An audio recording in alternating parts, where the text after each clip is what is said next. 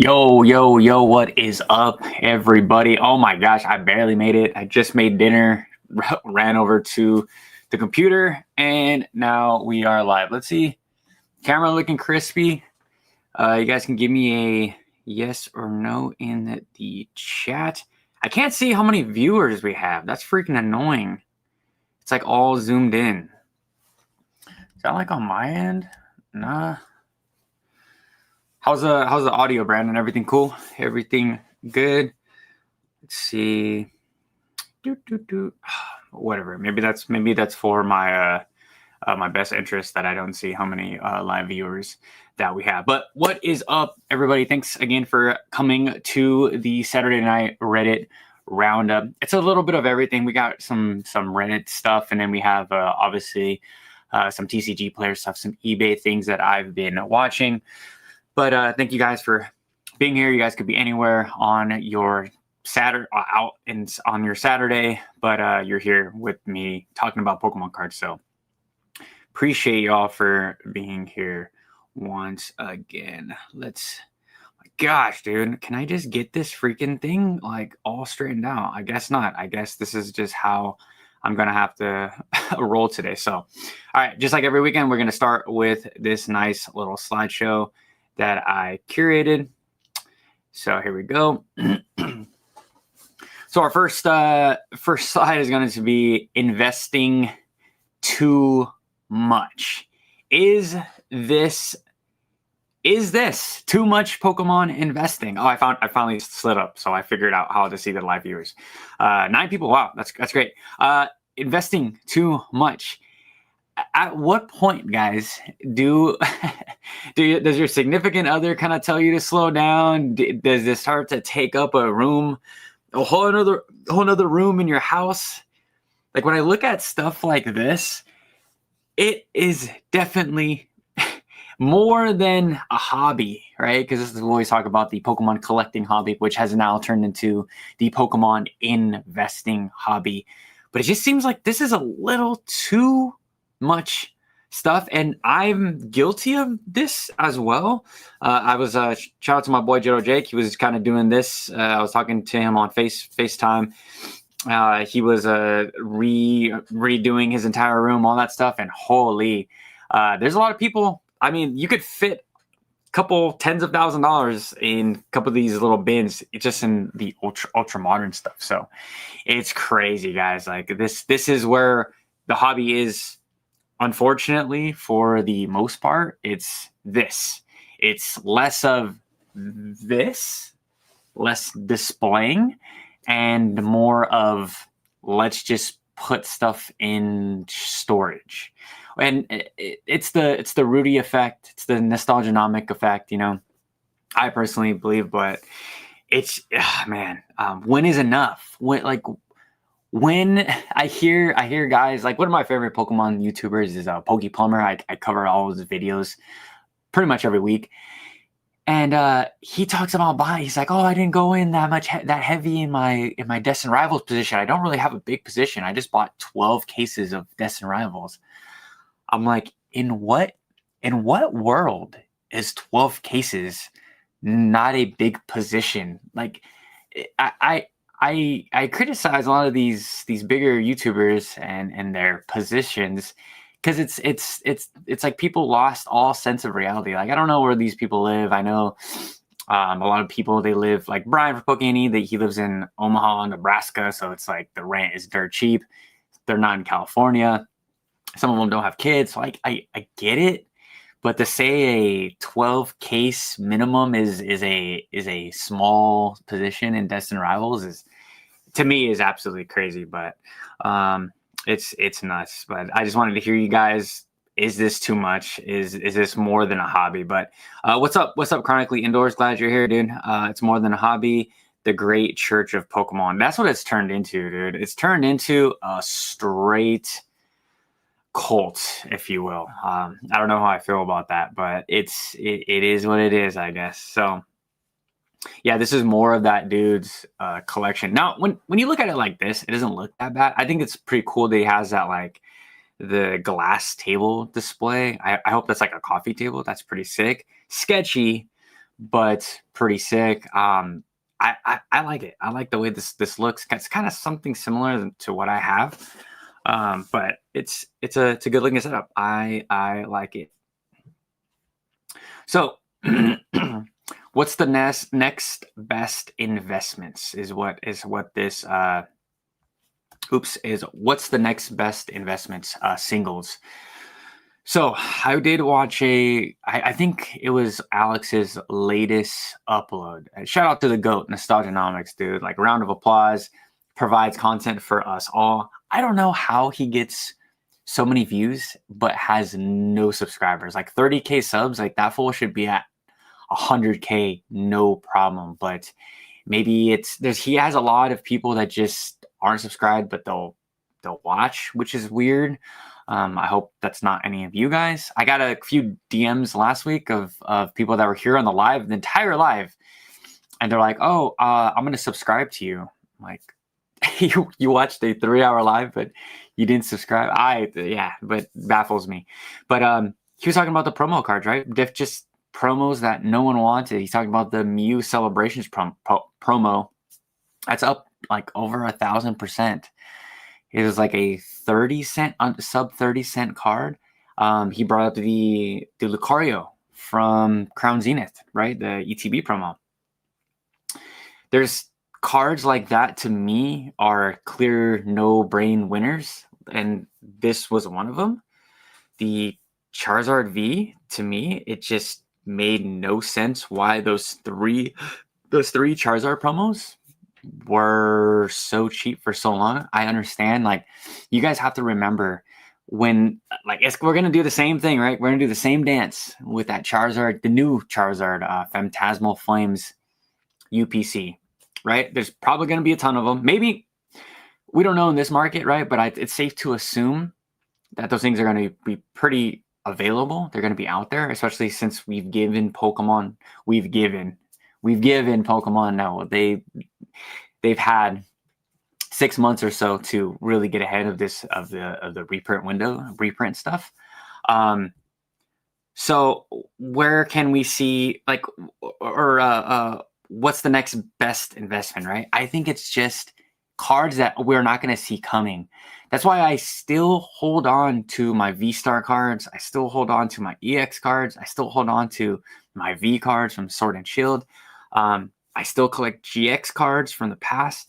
Like, guys, these little $1, $2, $3, $5 purchases, they will add up. And then when you head out of that, right, into like more alt-art territory, like the Charizard Vs, those by far, I think, are the best promos we've ever gotten in a collection, right? Like the EV or the prismatic UPC, like, what is it, the Fruit EV in Japanese? Like, it's not that great of a promo. I believe it. I forget what else it came in there. I never opened one. But guys, the stuff like this, like that Crown Zenith Lucario promo, is one of the toughest promos. And I remember I have probably 5 of them right now.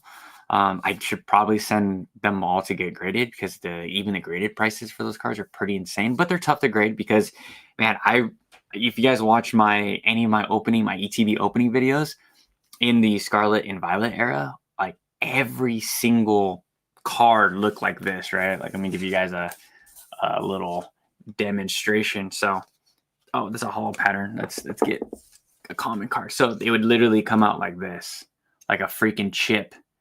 And I would have to put a book on it and fold it, and just to make it flat. So they're really tough to grade. So I think after watching that Alex video, it really got my head turning. I'm like, what other promos are out there that are pretty cheap? And I have a few plays that I'm gonna try to grab at a like very low price point as well, like nothing over like $5. We all know what was that Barbroach card that PokeNE was kind of making the point. I know a lot of you guys asked me to talk about that Barbroach card for quite some time, like all day. Can you cover the Barbroach card? I'm like, dude, he just proved a point that this market can be manipulated just like that. But it's the market is finicky. The market, it doesn't take a lot to move any of these cards, these singles, right? I'm a big crypto investor, and it takes like a close to 300 million, I believe, to move Bitcoin like 0.5%. But you can go in and grab any of these singles, do a complete buyout with $1,000 or less. It's pretty insane. But let me address the chat. What's going on, guys? Yes, Bubble Mew to the moon. Yeah, I just did a Bubble Mew video. Hope you guys can check that one out. You guys have been asking me to cover that one. The video was done and I had it on my memory card. And I just forgot to upload it. I forgot to edit it. So I threw that one up. So hope that you guys like that one. That Bubble Mew. And I gave you guys options too. So that's the goal that I'm going to do in these next couple videos. Like this next, for all the people that have been with me for quite some time, the next couple of videos are going to be kind of baity, if you know what I mean. A little rage baity, a little algorithmic videos. But I am going to go back to the the collector stuff. So like I said, my goal for these next couple of videos that aren't these market money algorithmic videos it's going to be to give you guys like a bunch of options for for some of these alt charts. So like for example, the Bubble Mew card, right? I understand it's expensive for a lot of you guys, like for me as well. You look at the Japanese counterpart, that's pretty much expensive. That's pretty much gone. I'd much rather just invest in a booster box, one of these ultra modern booster boxes, than to grab the Bubble Mew, because you can grab it in Korean for like 2 and some change, or Chinese for like 1 and some change. I even saw some at the $90 mark. Again, there's ways to check. You got to make sure it's a good seller, all that stuff. But I just look at the risk reward. It just, to me, it doesn't make sense, right?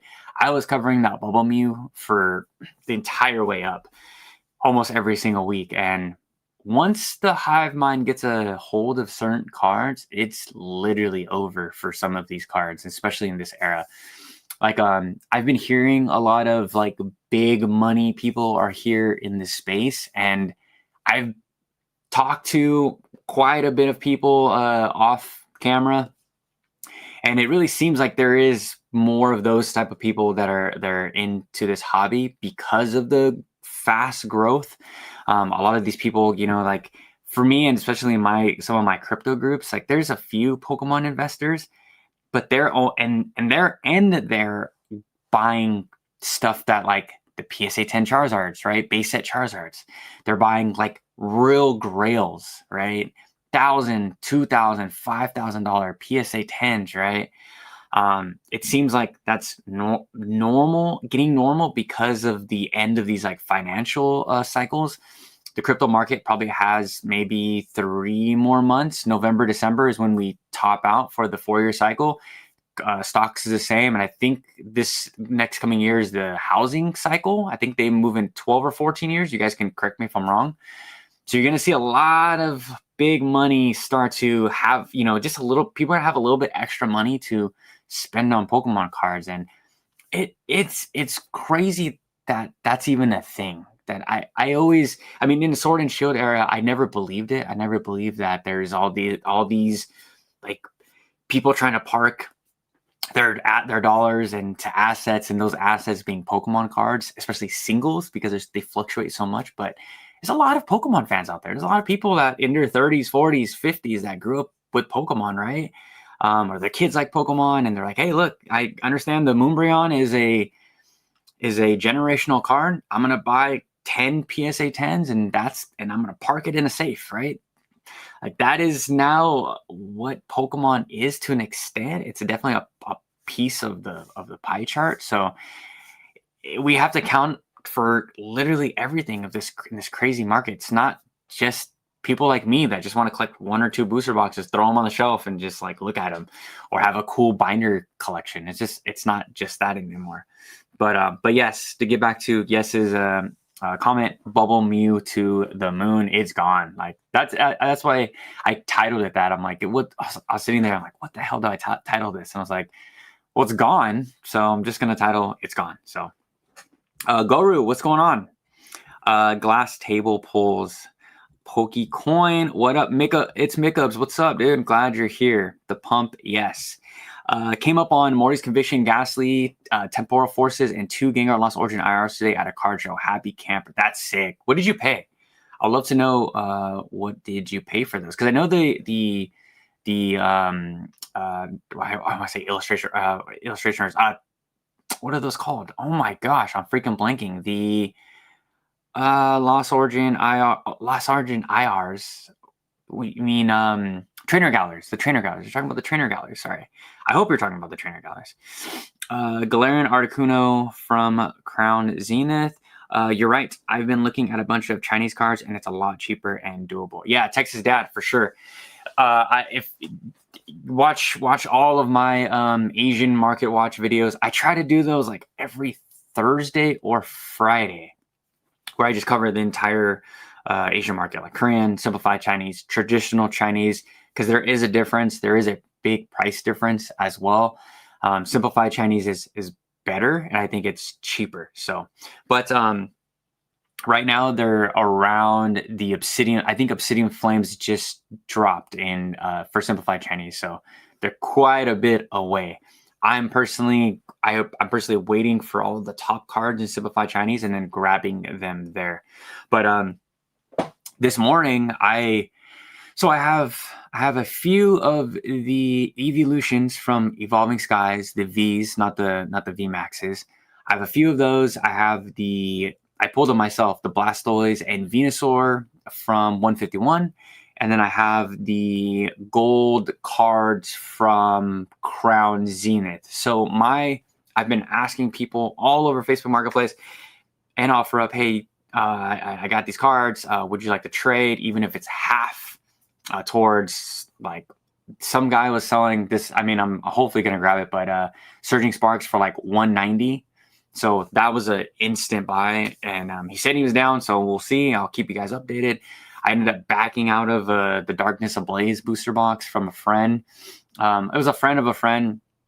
Got his Instagram, and the shrink wrap was kind of loose, and that is just like it's not that I didn't trust him, because it wasn't that. He's a Pokemon collector, but it just doesn't look good. Even like that's why I got rid of my Paradox Rift and my Scarlet and Violet base booster boxes, because the shrink wrap was starting to move, and it's terrible once it gets into those conditions. Once it's there, it's just, you might as well open it. But I've been like really trying to narrow down my collection at the moment, and really going into sealed booster boxes. Like I have some side money currently, and that I need to park somewhere safe for the next like 5 years, right? And would I call it an investment? Like, sure, like, but I think for sets like, and my mind is changing all the time, but sets like Surging, sets like Destined Rivals. How big of a reprint do we have to get in order to see those booster boxes start to tank? But there's deals out there. There's deals out there on Facebook Marketplace and OfferUp like all the time. Like, how these deals are those deals, I don't know. I don't know if how they're getting these booster boxes. Like this guy, like he started at 210 for the Surging Sparks booster box. Told him I had these cards or whatever, and I was like, are you firm on the booster box? And I was like, he's like, where do you want to be at? I said 190, and he said, cool. I was like, okay, cool. Where are you located? Shot me the address. I was like, yeah, I could swing by tomorrow. I got cash. I got all that stuff, right? So it's just like Facebook Marketplace. Oh my gosh, it's just like the wild, wild west. I told you guys the story on the last what was it? My ETB video. Like I was driving back into Sacramento, passing through downtown, and I found a Fusion Strike ETBs, right, for $20 or 20, a weird crackhead price, like 23 something. I was like, what the hell, dude? Whatever. It's like, maybe this guy believes in like numerology or something. So I hit him up, and I'm like literally at this like holiday. It's like you come in, it's like a Holiday Inn / it used to be a Denny's, but then the Denny's got wiped out, and then it's now like a halfway house / hotel thing big. It's big. It's not like a center or anything.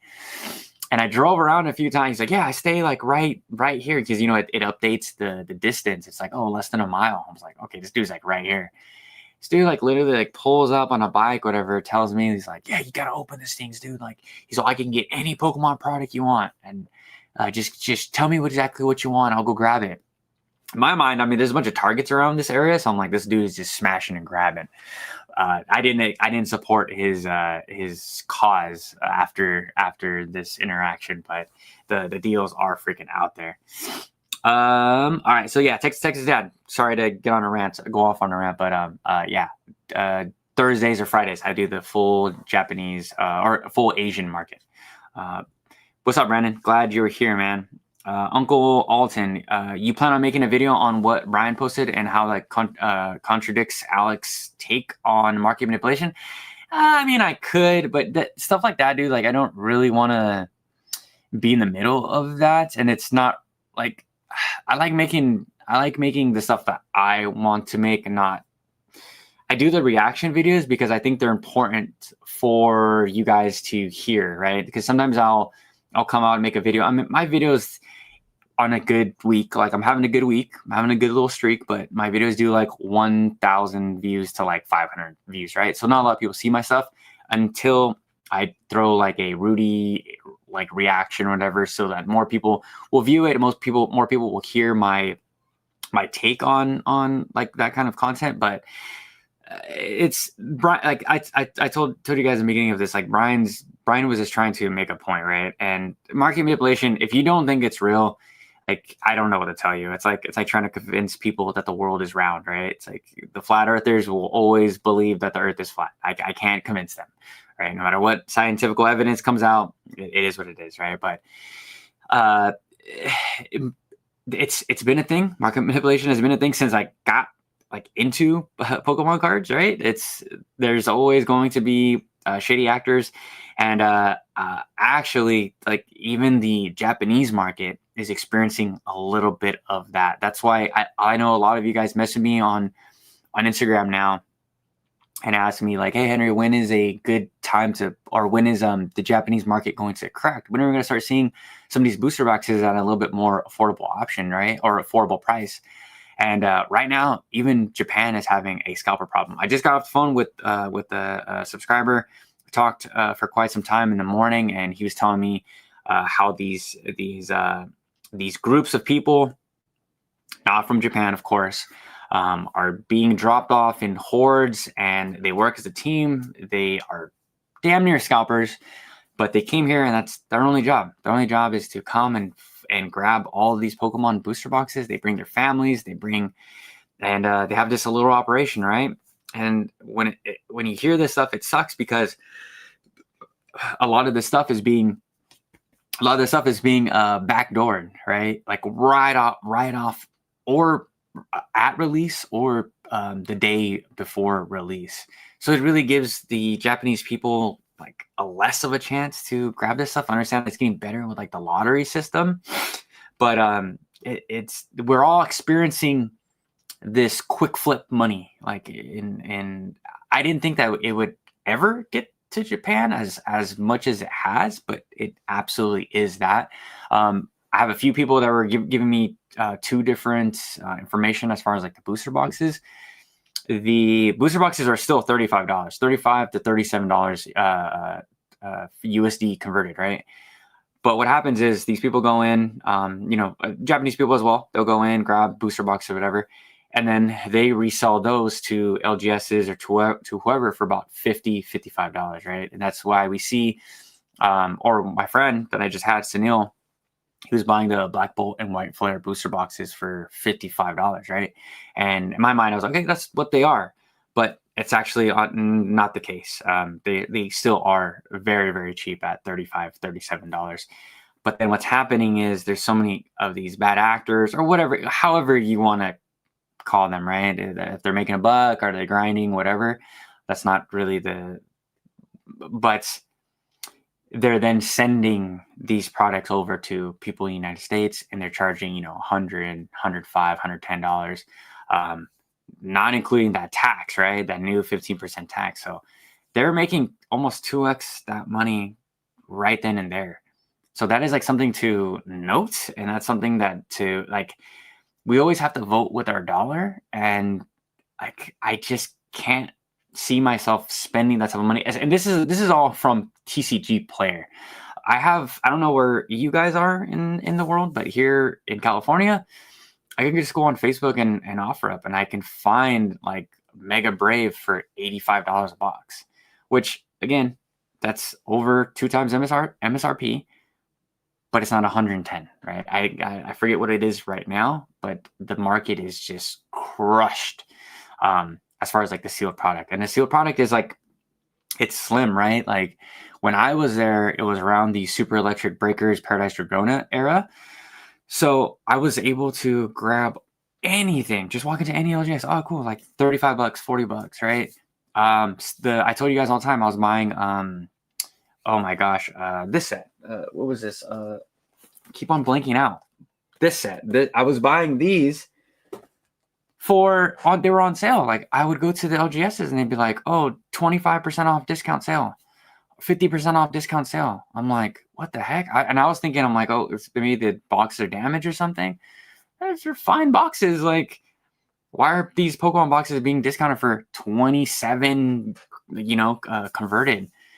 It was a strange time. So I thought that was going to continue on, but no, man, what is a capitalism? Like is it needed? I don't know. It's a whole different conversation, but there's always someone trying to like take full advantage, right? Like people can never just be happy with, okay, cool, I can still make a decent living, reselling booster boxes at, let's say, $60, right? And that's fine. I could do this for however I want. I just move more product. As long as product's available, I can move these boxes at $60. But then you get the Timmy Plus, Jimmy, and they go, $60. Why is it $60? I can have better marketing, have a better website, and charge $90. And then it just carries on. The greed factor just comes in more and more, and then it just essentially just ruins the Japanese market and the markets in general, right? It's kind of what we're doing here. But again, long rant. But I will be making a full like the secrets of the Japanese market pretty soon. And again, guys, I'm watching tons of Japanese YouTube for you guys to get all the markets pricing and what's going on out there. But yeah. Luminag G says Shroud of Fable display booster bundle cases selling for why? Like Shroud of Fable, I do like Shroud of Fable. I told you guys I had so much fun opening Mask of Change and what was it? Twilight Masquerade, which is Twilight Masquerade is Shrouded Fable, and what is the one with the Blood Moon Ursaluna in Japanese? Oh my gosh, I forget that set, but I had so much fun. I absolutely had so much fun. Croto asked, when everyone be saying we are in a bubble, does this bubble really apply to the things we can't get any more meaning stuff out of print? Because I don't think any of that is going to crash, right? Guys, please, if you're going to ask a question, please put some commas, please. I'll send you the dollar to put some commas if it's a money issue. So let me read this one more time. When everyone be saying we are in a bubble, does this bubble really apply to the things we can't get any more meaning stuff out anymore? Comma, meaning stuff out of print? Because I don't think, obviously, no. Well, we talk about the bubble, like, and hold on. Let me think about how I'm going to say this. So we talk about the bubble. For me, or when I talk about the bubble, I'm talking about from when this stuff started to get extremely overpriced, right? Like, to me, and I've been here for quite some time, we need to see casual growth over time. Like the line needs to like look like this, right? Not like this. Like it needs to casually grow. But you're gonna see again marketing manipulation. You're gonna see like weird things, trends, right? Celebrities getting into Pokemon, whatever it is. You're gonna see those type of situations from time to time. But for the most part, things move like this, right? So when I talk about the bubble, I'm talking about when things started to really round out. And that is around Twilight Masquerade. And I would say it was like Paradox Rift era, right? Paradox Rift, what's the other set right before this? Temporal Forces.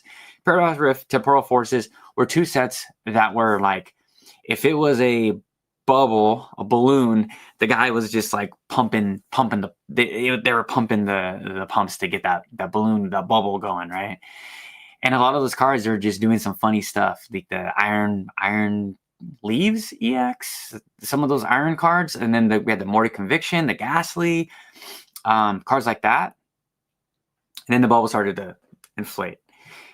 And then I knew officially the bubble was already here was when the Twilight Masquerade Greninja started popping up. I was like, okay, here we go. Like, this is the beginning of the bull run, right? I said this multiple times. You guys, if you guys have been watching the podcast with my boy Eric, we called this. We're like, oh, here we go. This is the beginning of something crazy, right? And then now the bubble is expanding so far out to the point of it's going to pop, because I say this because stuff like Prismatic Evolutions, that is defying all odds right now at what, 120, 140 in the ETB, this depending on the wind that day. And then we have stuff like Destined Rivals that got up to what, 350, 360, something around there. You have so many people so confident that these booster box prices are going to continue their uptrend. They're just going to continue no matter what. It only goes up. That's what me and Team Rock and Joey always say, is it only goes up. Things only go like this. No, never correct. They just only go like this. That's when we know we're in a bubble, guys. Like it's gonna have to pop and just correct or deflate just a little bit. The thing that we all are going to miscalculate is going to be the print runs for the whole mega set. I understand people have lost their minds when it comes to that Phantasmal Flame set, the second Mega Evolution set. But that thing's small. What is it, like 80, 90 cards or something like that?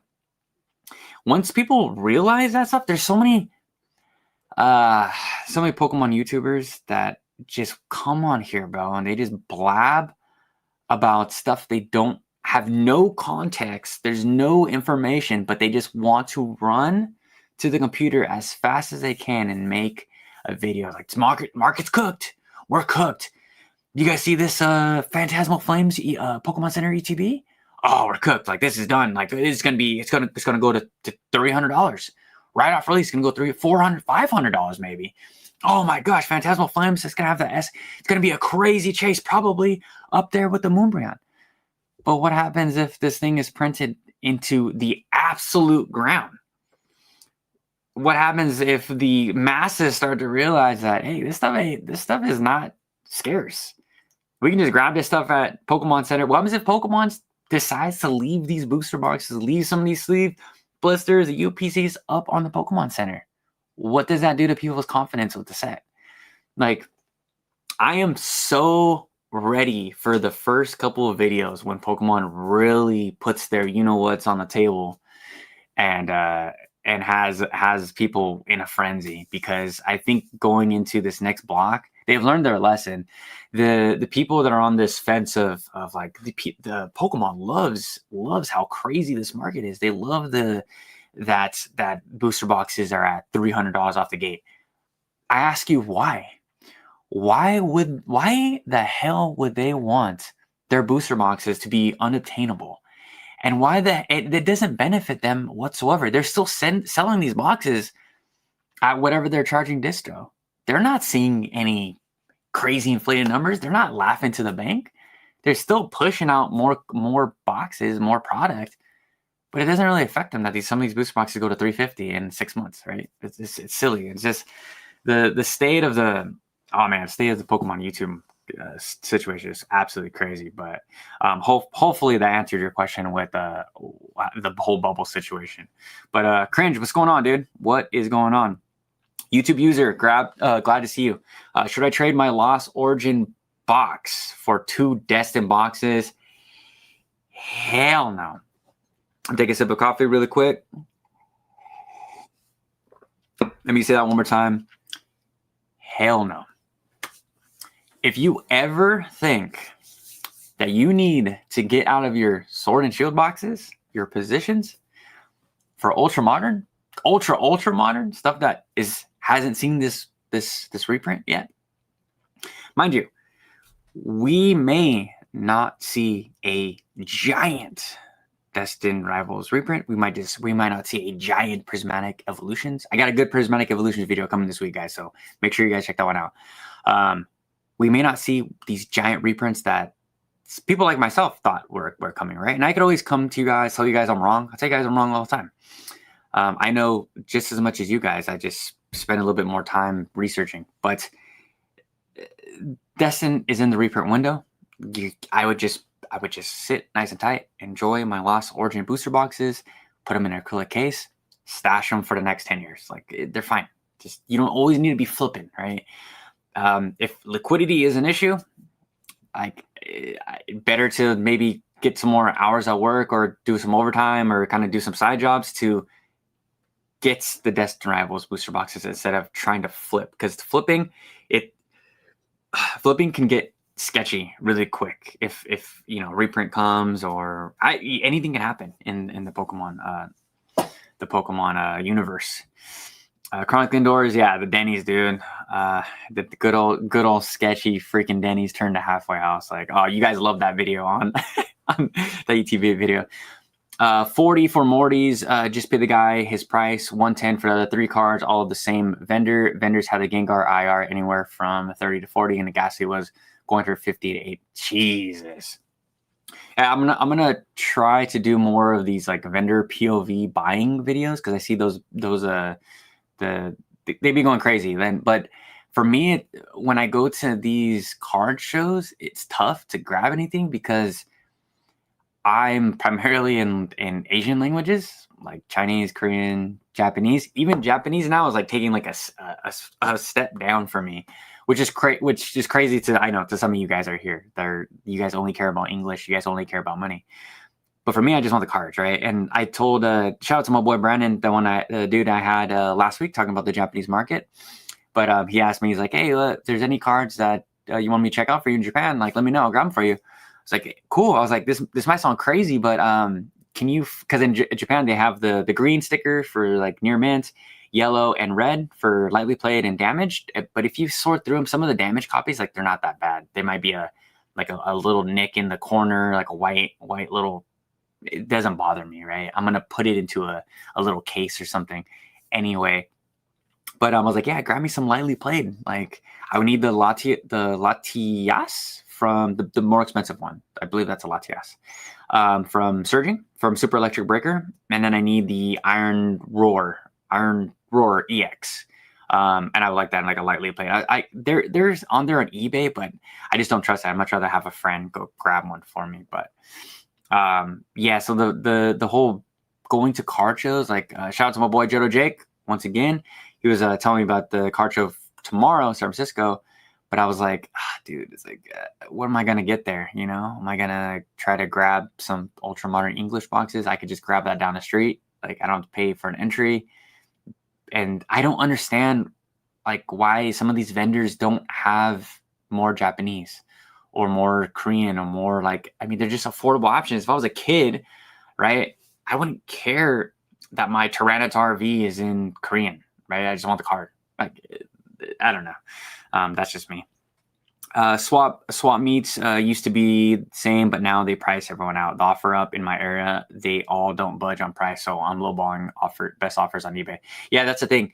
So what you can do as far as like eBay, you always can do the best offer for Chinese cards, right? Simplified and traditional Chinese. Always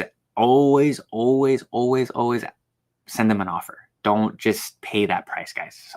More than likely, they up it like 50, 100, 200% right at release. And people don't bat an eye because it's a better deal. But if you go to, to China where they sell these, like they're not selling at these prices. So always send the offer, and just, you could even, send them a DM, go back and forth, and they'll absolutely work with you. Brilliant Stars and Chilling Rain booster boxes need to swing back up close to, but no cigar on where I feel completely comfortable selling and reinvesting in other sets. I'm actually hoping that Brilliant Stars comes down a little bit. It's been going too crazy, and I liquidated all of my ETBs to get a Brilliant Stars booster box, but I haven't found one in my area, so it's kind of annoying. I want to pick it up in person. I don't want to getting it being sent to me and damage and all that stuff. What's your take on the Nagaba evolutions? I like them. I just don't have any conviction in them as far as like an investment, or I mean, they're cool. They're just not for me. Showing some support, I have subbed. I grabbed a Aerodactyl V 9.5 Beckett for $75. Nice, dude. Absolutely. And thank you for the sub. I appreciate it. Brilliant with that awesome trainer gallery, especially. Yeah, brilliant. To talk about Brilliant real fast, like that, the trainer galleries with the evolutions, right? Like, why isn't Brilliant? Maybe I should stop talking about Brilliant because I need the box. So don't pump this. Let's change the topic. But those people from other countries work for Japanese resellers. Yeah, I just don't want to say the race or nationality of those people. I'm just gonna say other people that are not Japanese. One Evolving Skies booster box I saw at that show was stickered at 3.1, 3.3, definitely over 3K. Insane. Brilliant does have a good trainer gallery. I agree.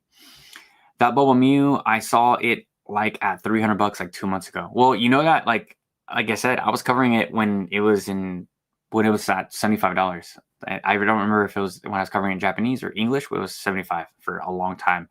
I was literally saying, like, what are we doing?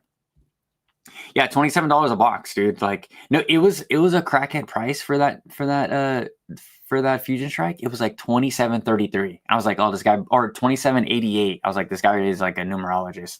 He believes in the thing in numerology. Brian Moser. No, Brian from Pokemon. Crimson Haze. There we go. Yeah, can you guys shout out to Brandon? Like the stream, guys. We have 40 people watching. Just like the stream, leave a comment, like put an emoji, like push this out to the algorithm. We're trying to get to 50 live viewers tonight. Like, I got a good slideshow. We're just gonna get to some of these questions, these comments, concerns, and then we'll get back to the thing. He's asking if the Sword and Shield era and stuff gets impacted by the crash. Oh, yeah. Let's talk about that real quick. Absolutely. So, Brian from Pokemon was talking about it, like maybe 3 videos ago. He was talking about how Sun and Moon was affected, and X and Y, and I believe Poke Plumber was talking about the exact same thing. So 2 guys, like, I mean, you guys don't have to believe someone like me. I mean, I got 3,000 YouTube subscribers. I've only been here for like 6 or 7 years, but listen to guys like that, right? Guys that have been here like almost the entire time, and even they were saying once reprints come, big corrections come, and especially now, this is like the catch-22 with this Ultra Modern product is we're not getting any breaks from Japanese to English. Like in XY Sun and Moon era, there was quite some time gaps. Even in the Sword and Shield era, there was some at least 2-month gaps for some of these sets, right? But now it's just set after set after set. And now people are also looking at Chinese cards, simplified Chinese. They're looking at Korean, right? Everyone's trying to constantly have a rotation of profit. They want to grow their collection fast, and that's a problem. That's a problem. And when like I said, everything with so much momentum, the prices of everything just starts to skyrocket. But just as fast as it skyrockets, it's going to correct just as fast. Well, like I said multiple videos before, if Pokemon gets their printing completely under control, and they've said before, and they said this before, right? They're going to really prioritize Distant Rivals and Surging Sparks. These last 2 sets. I haven't heard too much stuff from Distro for Black Bolt and White Flare.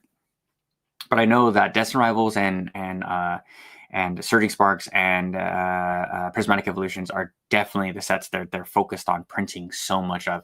Again, I tell you guys, non-TCG, great freaking channel. There's tons of other small distro related channels that tell you guys like what's actually happening. It's not just off of like, I feel like we're gonna get a reprint. Like, okay, but what tells you that we're gonna get a reprint? Do you know any news?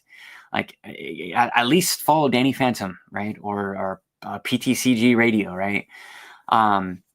Stuff like that. But to answer, go back to your question, yes, stuff like Sword and Shield will potentially see some correction because people just need liquidity. There's everyone here on YouTube like just claims that like money just grows on trees and they can just throw.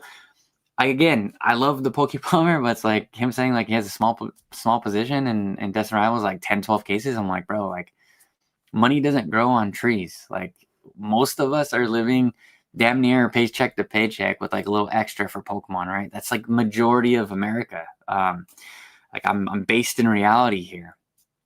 So when people start to see the newer, better product with, and they're able to like, hey, I have maybe a case of Lost Origin. I could break down this case, sell 3 off, and then go into the new set. That's what people start doing. And what's going to happen is if Pokemon starts to overprint, it's just going to become less popular. People are going to be like, the scalpers are going to be like, you know what, this is the profits aren't there. They're not even going to look at the previous set, which would be Scarlet and Violet. They won't even look at Sword and Shield, or they won't even look at Sun and Moon, and definitely not XY, Black and White era, right?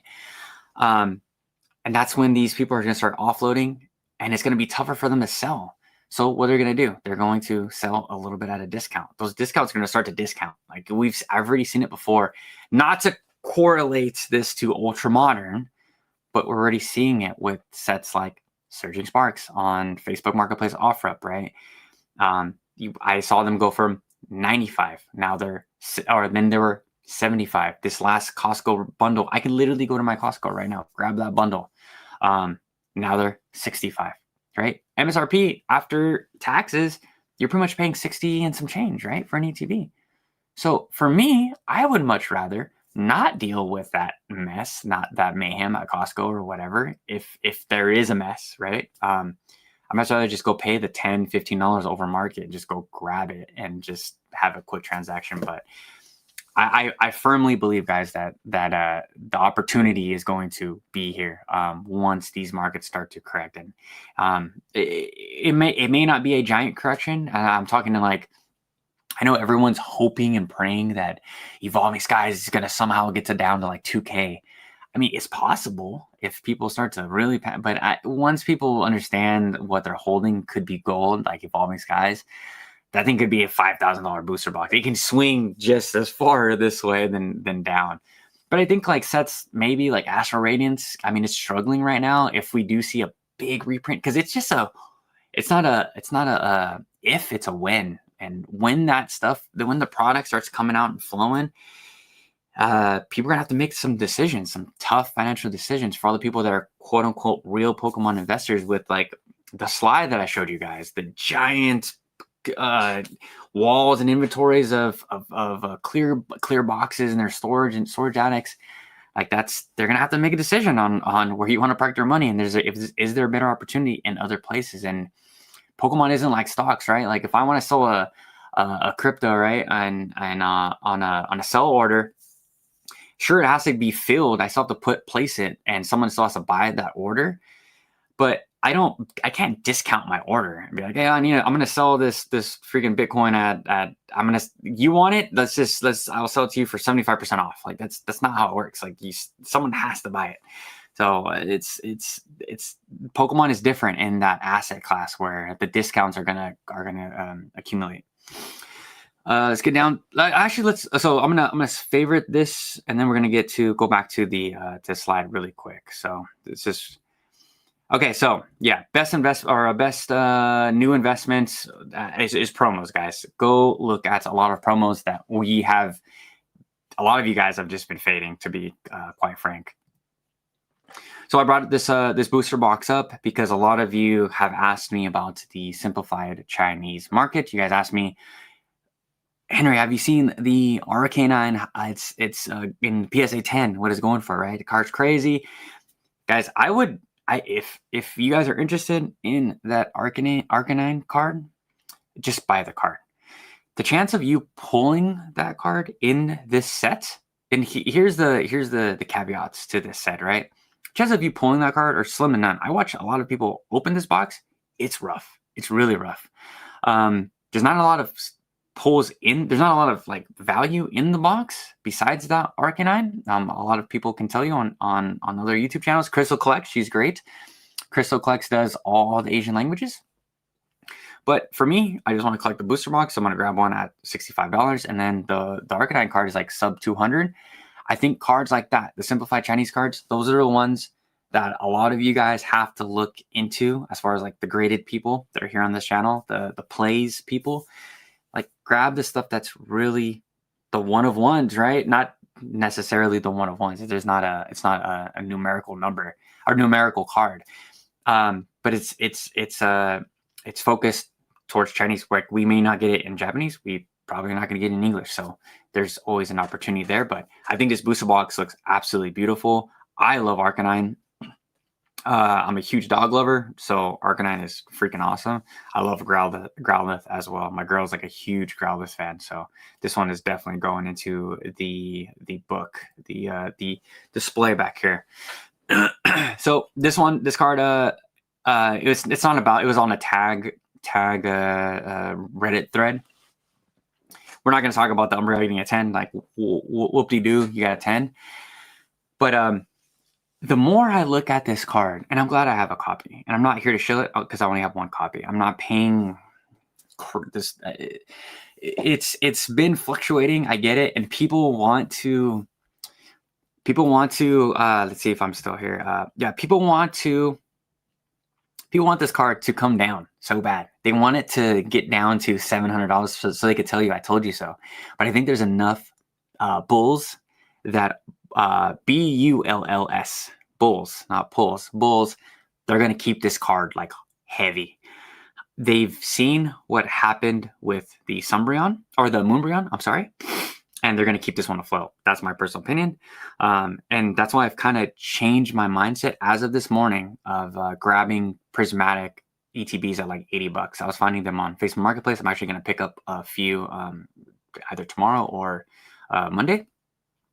And I have some ARs that I'm trading into, so I'm not using my own capital. I'm just even Korean cards I'm trading towards and Chinese cards towards these prismatic evolutions ETBs because I've missed out before. I've missed out on 151. I have one ETB left. Like, what is that going to do? I'm glad I have it for my collection, but the 151 is taught. I'm sure all of us a really tough lesson. So I'm not going to make the same mistake I did with the Moonbreon, and I'm not going to make the same mistake that I did with Evolving Skies. I had a chance to buy Evolving Skies booster boxes all the way from like $260 to $385, right? And then after that, it was just gone, blip in the system. So the more I look at this card, I'm like, this might be the card of the entire Scarlet and Violet, or Scarlet and Violet era.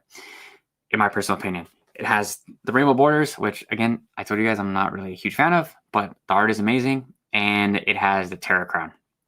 I know it's a 50-50 split if you guys like the Terra Crown, but it's going to be a timestamp into this era. I think it's pretty silly to not have at least one or two of these in your collection. Again, at whatever language that you choose, right? I'm gonna grab some in Chinese. I'm gonna grab some in Korean. And I already have one in Japanese. I'm probably going to grab another one in Japanese. I just think it's a safe bet. Again, I call this a collection or an investment, whatever it is. But I am going to send some of these cards to get graded, and then I'll see where we're at in 10 years, right? I think that this card is the best card in the entire era. And my mind changed here and there, but once I started to think of like the scarcity of the ETBs. We thought that these reprints were coming, and it kind of reminded me of the Evolving Sky situation where all of us were so sure that we would get a Evolving Skies reprint, that we always heard that it was coming here and there, and then it just didn't. It just it just didn't. And then we saw, I think, Brilliant Stars reprint, and everyone's like, the hell's going on with Evolving Skies? And then it just kept on passing. Weird sets started getting reprinted. I'm like, the hell is going on? When are we going to see Evolving Skies reprint? And it just never came. So I just advise, like, at least grab 1 or 2 prismatic ETBs. Don't pay over $100. There's deals out there. And it seems like, again, Facebook Marketplace, OfferUp, all that stuff. Like, these people, like, they don't really want to hold this stuff for long term. I don't know if they're stealing them or whatever. It's none of my business. But they want to get rid of them. Like, those one of the guys I messaged for a Surging Sparks ETB, it literally says need to get rid of this by this morning, 10 a.m. I was up at like 1 o'clock or 2 o'clock in the morning for work. I'm like, is this guy like moving, or is someone after him? Does he need money for? I don't know. But when I see stuff like this, and I finally start to hear like, okay, these booster boxes or ETBs, I'm sorry, we don't know if we're getting more. Like, I'm sure we'll get some. Is it going to be enough though? So I'm just going to side, and I have 3 prismatic ETBs like on the way. So, and I did not pay market, so they're out there. I wanted to throw this out there. Just really cool shiny Magikarp Game Boy. I tell you guys, I play the games, huge gamer for Pokemon games. So I thought this was super cool. So I wanted to do a quick show and tell. Now, this is not about the title, the first card I've seen grading, but the Mega Rayquaza. The price of this card, I mean, when I first learned about the megas, like, it was from my buddy Sunil. He had all the megas in his binder in a car. Crazy, right? And I remember looking at these things. I was like, those are awful. Those are terrible. They're like gold foiled cards, and why is there Japanese writing? Like, I just didn't understand it. And now seeing what the megas are now, and watching X and Y, I'm watching the X and Y anime, I'm like, dude, megas are freaking sick. So from watching the anime, and I know a lot of you guys probably don't, unless you guys have kids, but once you watch the anime, you start to get a different perspective, right, of why these cards are so cool, why the Mega Evolutions are so cool. But I'm like all in on these, but I'm not paying. I mean, I think I saw one going for like 3 and some change, lightly played, Rayquaza, but and then to go into this picture, like the tag looks pretty sick. I understand they use AI, and it's like the most pristine copy. It's like a true 9. But the slabs look pretty cool. I'm not gonna lie. To me, it just looks like a sports card slab because of the transparency. I wouldn't want it in this slab. To be honest, I'm kind of like fading out of PSA graded cards and just slabs in general. I'm finding those like cool Etsy like full art holder things to put my cards in there. I got one for Trantar. I got one for Giratina V coming up. It just displays better, and I don't have to, like, don't think that in order for you to preserve a card, you have to get it graded, right? I think that's a silly statement that people like to say on YouTube, or just in general in the hobby. You can totally grab one of those acrylic cases, right? And it'll look cool, right? And it can have whatever design on it. I think it's an awesome way to display. But yeah, just wanted to talk to you guys about the megas. Let me know how you guys feel. I know a lot of you guys are still hating on the megas. I was in that same boat. I didn't really see the draw to them, but now as a Japanese fan, full-blown Japanese fan, I really adore these cards, and I think they look super tough. And I don't know why I thought in Japanese it would say, or to have the not the kanji, but forget what the hiragana writing across, but it's in English. So I'm cool off that. It doesn't make any sense to me, but I get it. It's like the reverse, but they could have put it in like Korean or Chinese or something. I don't know. I could have done something better. But And then yeah, let's go back to the chat really quick. But yeah, we're gonna talk about the ponchos really quick or next as well. So right here, some people are saying Pokemon can print. Some people are saying Pokemon can print to demand if they wanted to. Like Nike started producing sneakers to demand, and sneakers require more to be made. I know Nike got the slave sweatshops. Yeah, so I'm a big sneakerhead collector as well. Or I still dabble, but it's nothing crazy. I kind of transitioned into more vintage, like just older vintage skate shoes. Like not like it's a whole thing. And then I transitioned into like New Balances and stuff, like more like cleaner aesthetic stuff. But that's pretty much what destroyed the sneaker market, was just Nike just printing those things into oblivion. But what happens is, and I'm sure it happens with everything, is the quality just started going just down bad. For me as a skateboarder, like it was, I don't skate Nikes, but my friends that did, they're like, yeah, just the whole shape was different. And that's kind of what happens when Pokemon decides to turn on these printers 24/7, just run those things into the ground. I mean, I said last live, I was like, I've seen my company UPS like put up warehouses within a year, right? Put up like high tech scanning systems going like close to 50 miles an hour to just process these packages in a year. But you guys are telling me that Pokemon can't do these printers, and they're the biggest IP in the world in a year? I call cap. I'm sure that they're gonna make us all look stupid, and they're actually gonna create more of these facilities. Like everyone just has like such a like narrow mindset when it comes to like Pokemon reprints and stuff, and like what's possible. Like there's no way. I work in printing. There's no way they can do it in a year. Like it says your company that makes like probably $1 million a year, but you're a drop in a bucket. You're half a drop in a quarter of the drop in a bucket compared to Pokemon. Anything's possible.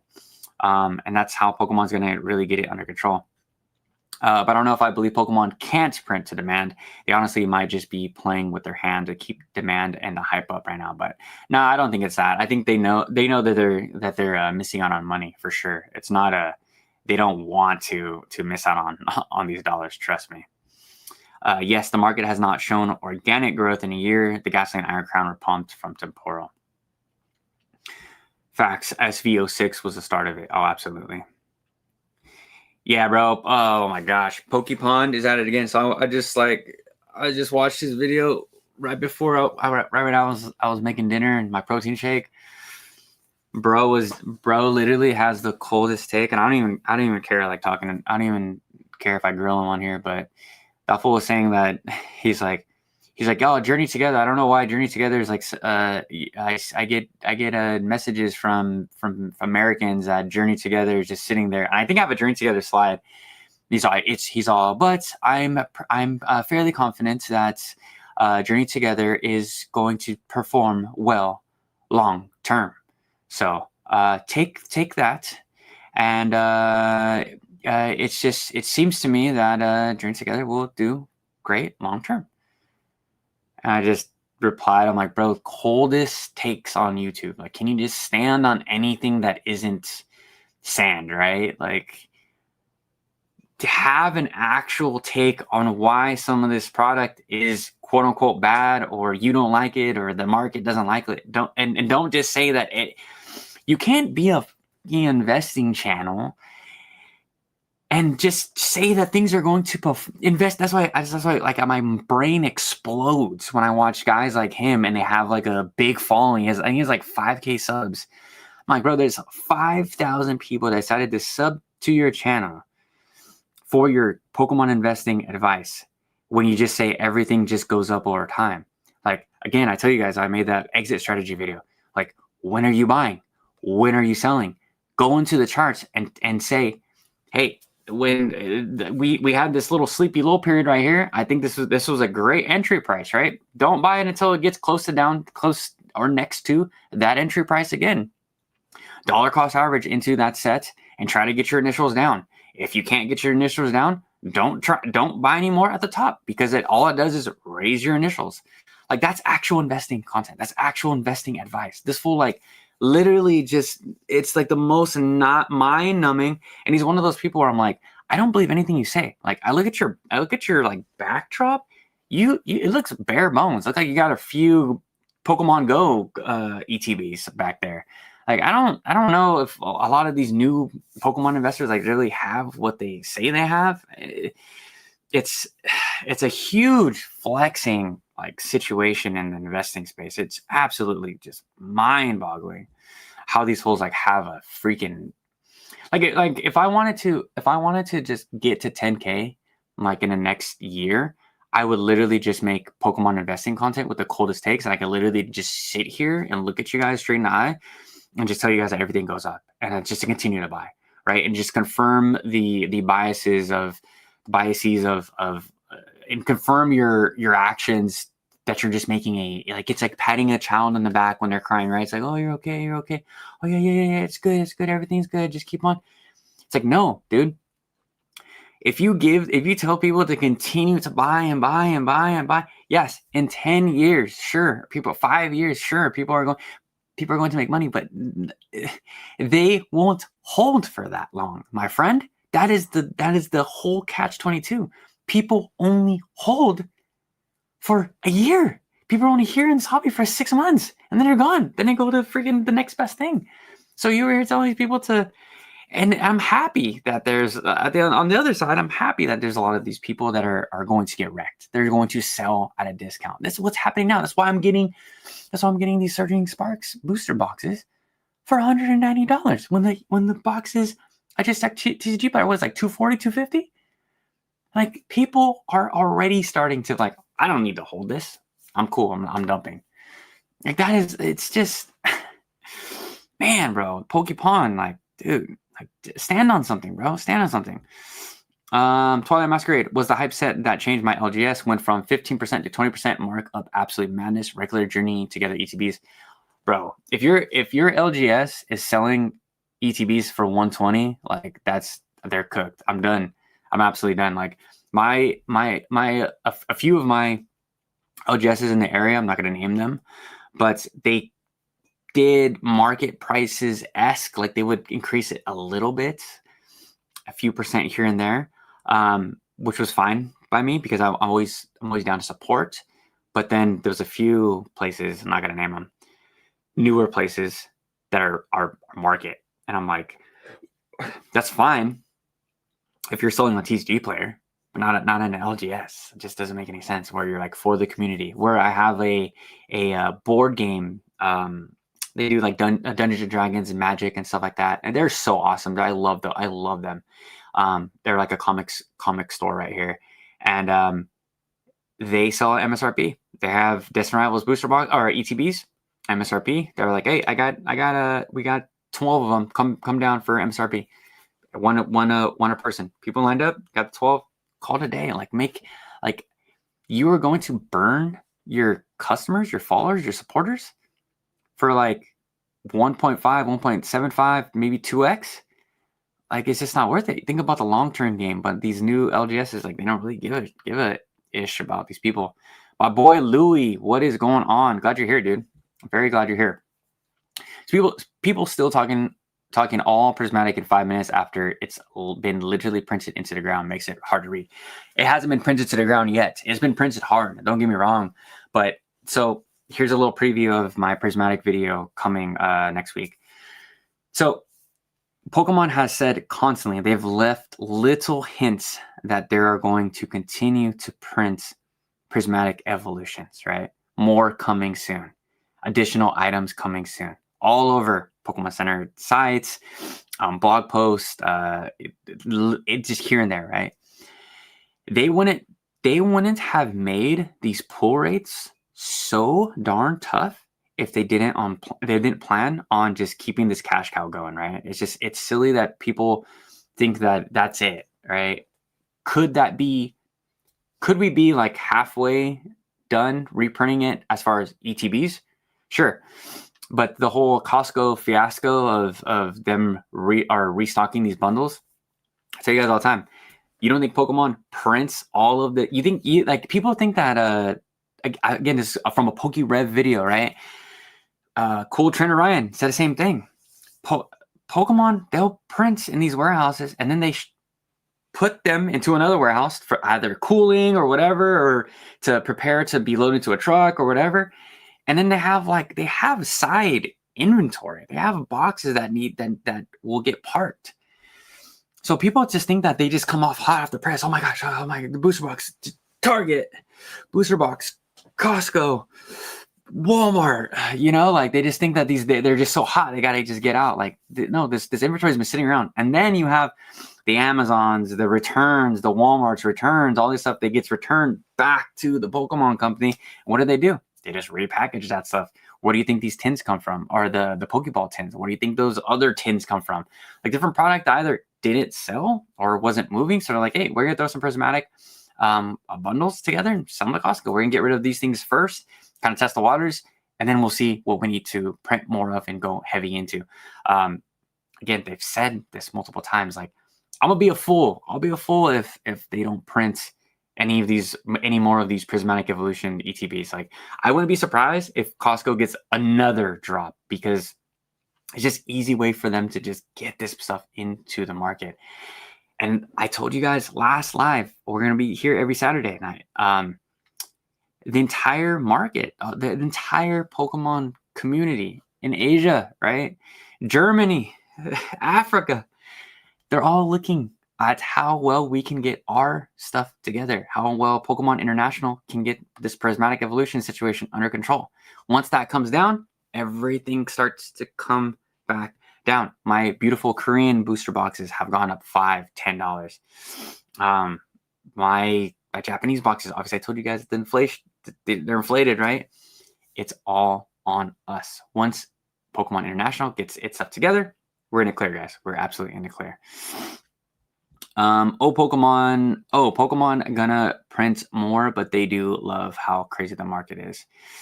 Everyone's talking about it, and the number one people buying Pokemon don't care, can't afford $107 booster box. No, for sure, absolutely. If kids and collectors can't open packs, it kills the ecosystem, honestly. Yeah, I said that the last live. Like, these investors, they're like, I just want to rip all these ETBs out of these kids' hands. That kid that you literally just ripped the ETB from, that's the person that you're going to sell down the line in 10 years, because they're going to have a connection with Prismatic, right? But they didn't have that option to try to pull that stuff. They didn't have any chance to grab any of that stuff. So the investing content space, the IQ real low. Uncle Alton says, I personally think the bubble is bursting by Mega Evolution's release sooner than we think. The amount of product on retail stores is starting to grow. Absolutely. Take a sip of coffee real quick. They can't open Shrouded, but now that's getting bought out too. Yeah, Shrouded Fable, dude. I'm cool off of investing in the Shrouded Fable or holding long term. Like, the ETB looks cool, but for me, I think the Japanese booster boxes look way better for a collection. And perfect timing. Is everyone here in the Discord? There's 46 people. Click the link. The Discord link, I believe, is in the description for this video. I do deals, so I do Poke alerts from Twitter, Poke Notify, all that stuff. I just post it into my Discord. So go get that stuff. I just added the show and tell thread, so you guys can show your recent pulls, all the good stuff, and of course the chats and debates. It automatically puts all my recent videos in there. I got a lot of good people in there, a lot of smart people, a lot of Japanese collectors as well that live in Japan. So again, if you guys are interested in that style of content, I know a lot of you guys are interested in that stuff. So ask questions in that chat. Destined Rivals is a few months old. Just give it some time. Destined Rivals is cooked, bro. They focused on new sets, but not booster boxes. Just got to give them time. I'm gonna bet that they're right there. We're right at that point where we're gonna start seeing these booster box reprints. Sword and Shield should be okay, but what do I know? Nothing. Same thing. Local Raven, what's going on? Good to see you. I've been thinking about getting Ultra Prism Lily in Chinese because they're less than $100. Excellent. I'm glad. Round of applause for you. I'm glad. I hope that you saw my Lily video. on not too long ago. If you haven't, if you're not subscribed, definitely hit the subscribe. But I covered that card in Chinese. There is a lot of great Lily cards in Chinese for really cheap.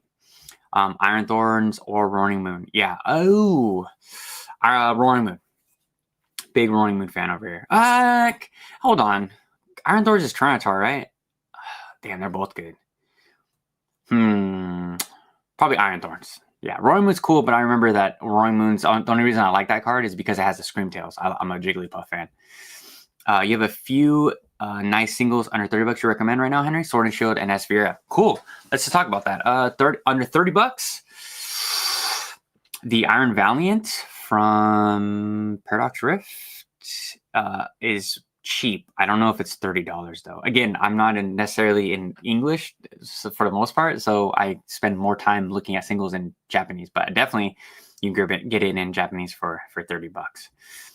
Pokepon's latest video thumbnail says, "Don't miss out," and the sentiment isn't doing anything good for hobby. Yeah, bro. He's printing, dude. Like his monetization money, I'm sure is great because he's doing like 5,000 views of video, and they're like an hour long. So homeboy's printing, but again, it's just like it's our choice to click on those styles of videos, like and watch, right? Like I am not subscribed, but his stuff gets recommended to me, and I comment on it. I comment on his stuff. I'm like, bro, like how can you?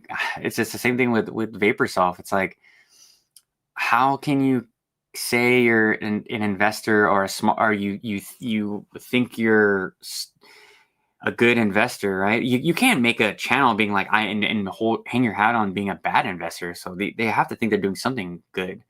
They have to think that they're decent investors. Like, how can you sit there and just give bad investing takes and just tell someone to hold? Like, yeah, I can tell someone to buy Bitcoin right now at all-time high. You keep on buying it. It's going to crash and it's going to go down at least 40-50% in its next 6 months, but keep on buying. It's fine. Like, just don't mind the tens of thousands of dollars you just put into Bitcoin. Like, even when it crashes, just buy more. Like, see what I mean? It's so stupid. Low level IQ.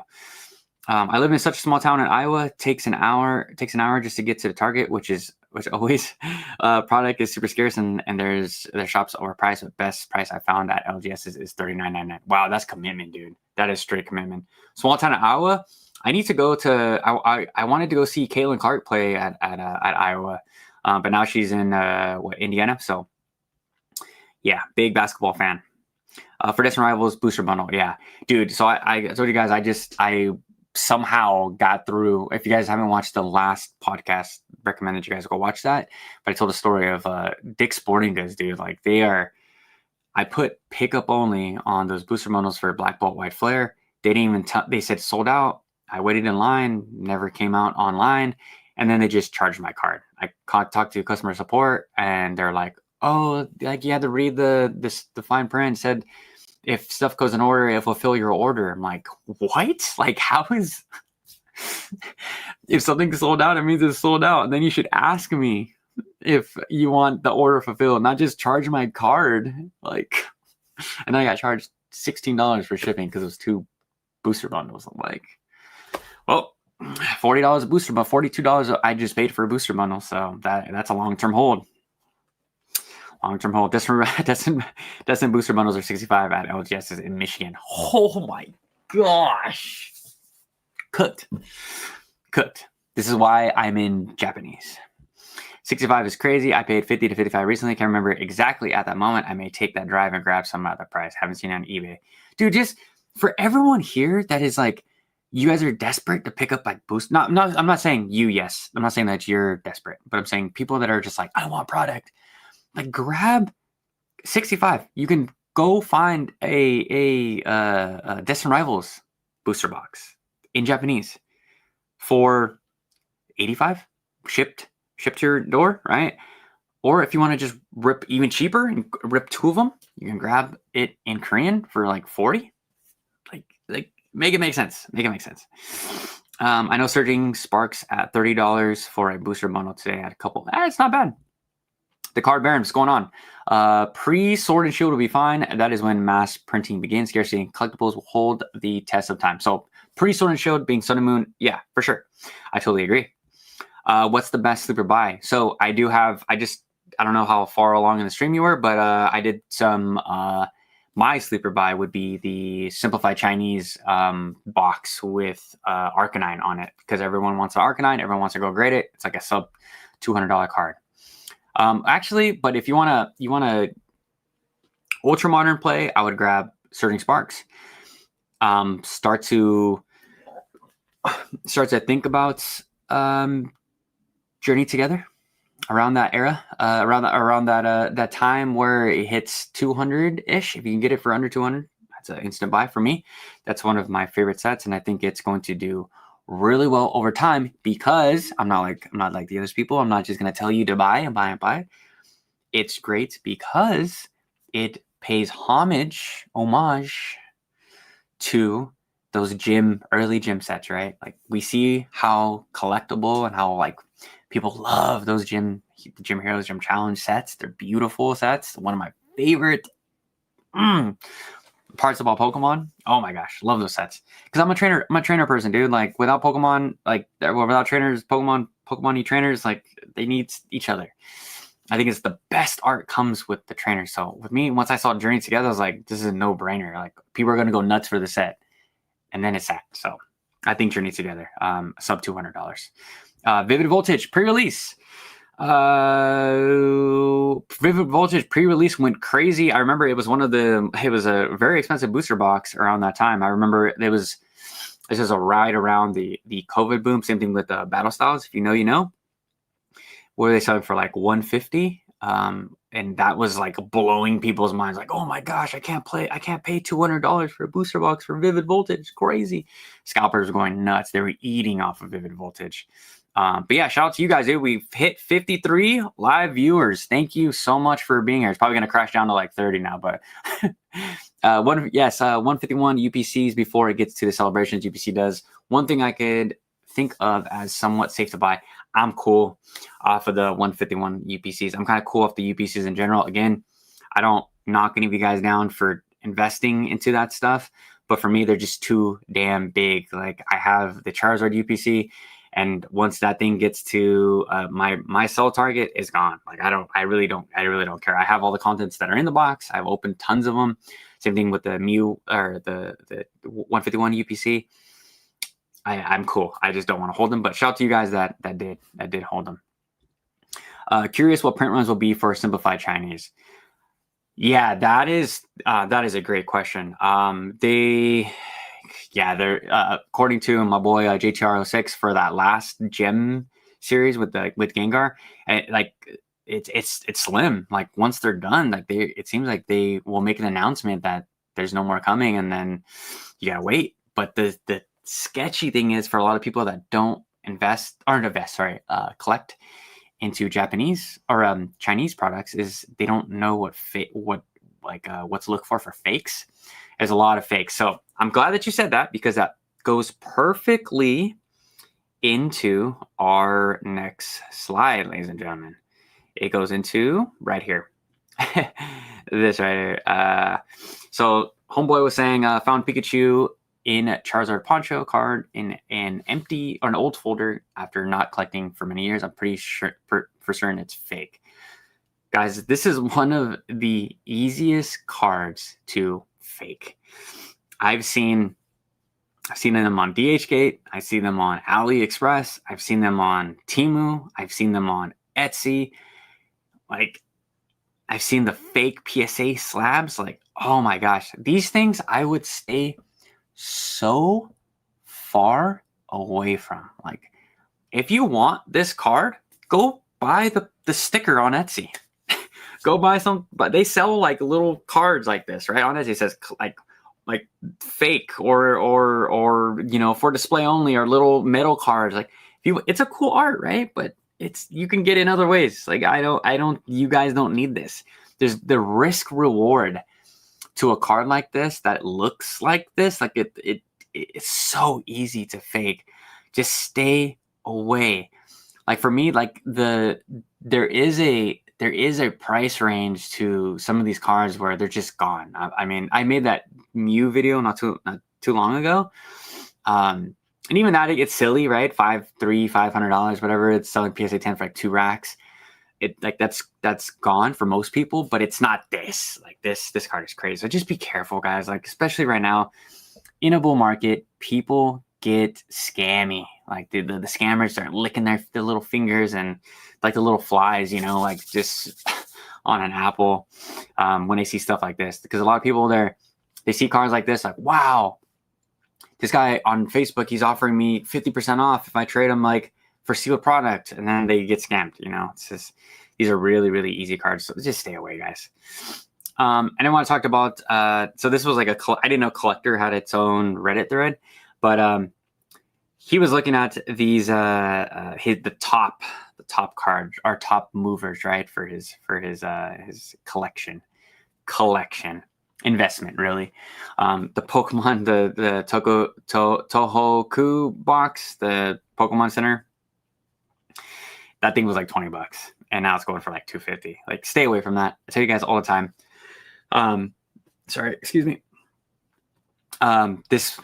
These boxes, when it's that inflated, you guys have to put your antennas up and just say, I'm staying far away. There's just no need for me to get anywhere close to this stuff. 20 to 250 is insanity. Like, I don't care. I don't give a flying how scarce you think it is, right? I shout out to my boy Brandon again. We talked about this box in that Japanese live discussion. Go watch that video. We're saying there's better options than this box right here. But for 250, it is what it is. Then the Seismitoad from Black Bolt, cool card. Is this English, right? Yeah, in English for 150. Everyone wants to tell you why it's 150. They want to convince you that it's 150 because it might get banned. There's a 666 in it. It could be demonic. There's a lore behind Shinji Kanda and his art, and it's demonic. And it's just lore, guys. Like, don't buy into lore. Like, if you have this card, I would just sell it. Like, I'm sure a lot of you guys probably like this card a little bit, but at 150. It's a good buy. And then he had the two the BW black and white rares. He had the Zekrom and the Victini were big movers, right? And I just think these, while everyone here is writing off Black Bolt and White Flare, it's just not discussed whatsoever. It's vintage at this point. It's not getting reprinted. It's just done. No one talks about Black Bolt and White Flare. But these cards are going to be like remembered for the next 10, 15, 25 years. Like, these cards are going to be the cards for, they're going to be in the top, I say top 15 cards in the entire Scarlet and Violet block. As much as people hate on my beloved Black Bolt and White Flare, I love these cards. I think they look freaking sick, tough to pull. And for me, I want to collect them in Japanese. You guys know how I feel. And I'm probably not going to get the Victini in Japanese. But think about if you're actually an investor, right? Or you're a real collector, or a big collector, as they say, right? A big dog collector. Invest in and collect this stuff, right? Like while this stuff is still cheap, like grab these very, very unique cards. There's not a full red card. Like, it's so stupid. It's like, use your monkey brain. Red card good. Red card, no other red card, cool. Red card good. Like that's how we have to work in the investing space sometimes, right? Red card good, black card good, white card good. Like, grab them all, invest into them, hold them for a long time, put them in a binder, grab them before they're gone. Like, these are just why everyone is absolutely crapping still on Black Bolt and White Flare. It just doesn't make any sense to me. Like, sure, Black Gen 5 isn't the most popular era. I tell you guys all the time. But there is, when you always collect and invest into really niche things. We finally got a set that was all Gen 5. Like, there's no other cards in there but Gen 5. And then it's all the art rares, all the special art rares. How can you guys not see the value in that? Same thing with Journey Together. That a set is just trainers. Like, trainers in their Pokemon. There's nothing like it. Just grab that. That's an easy win.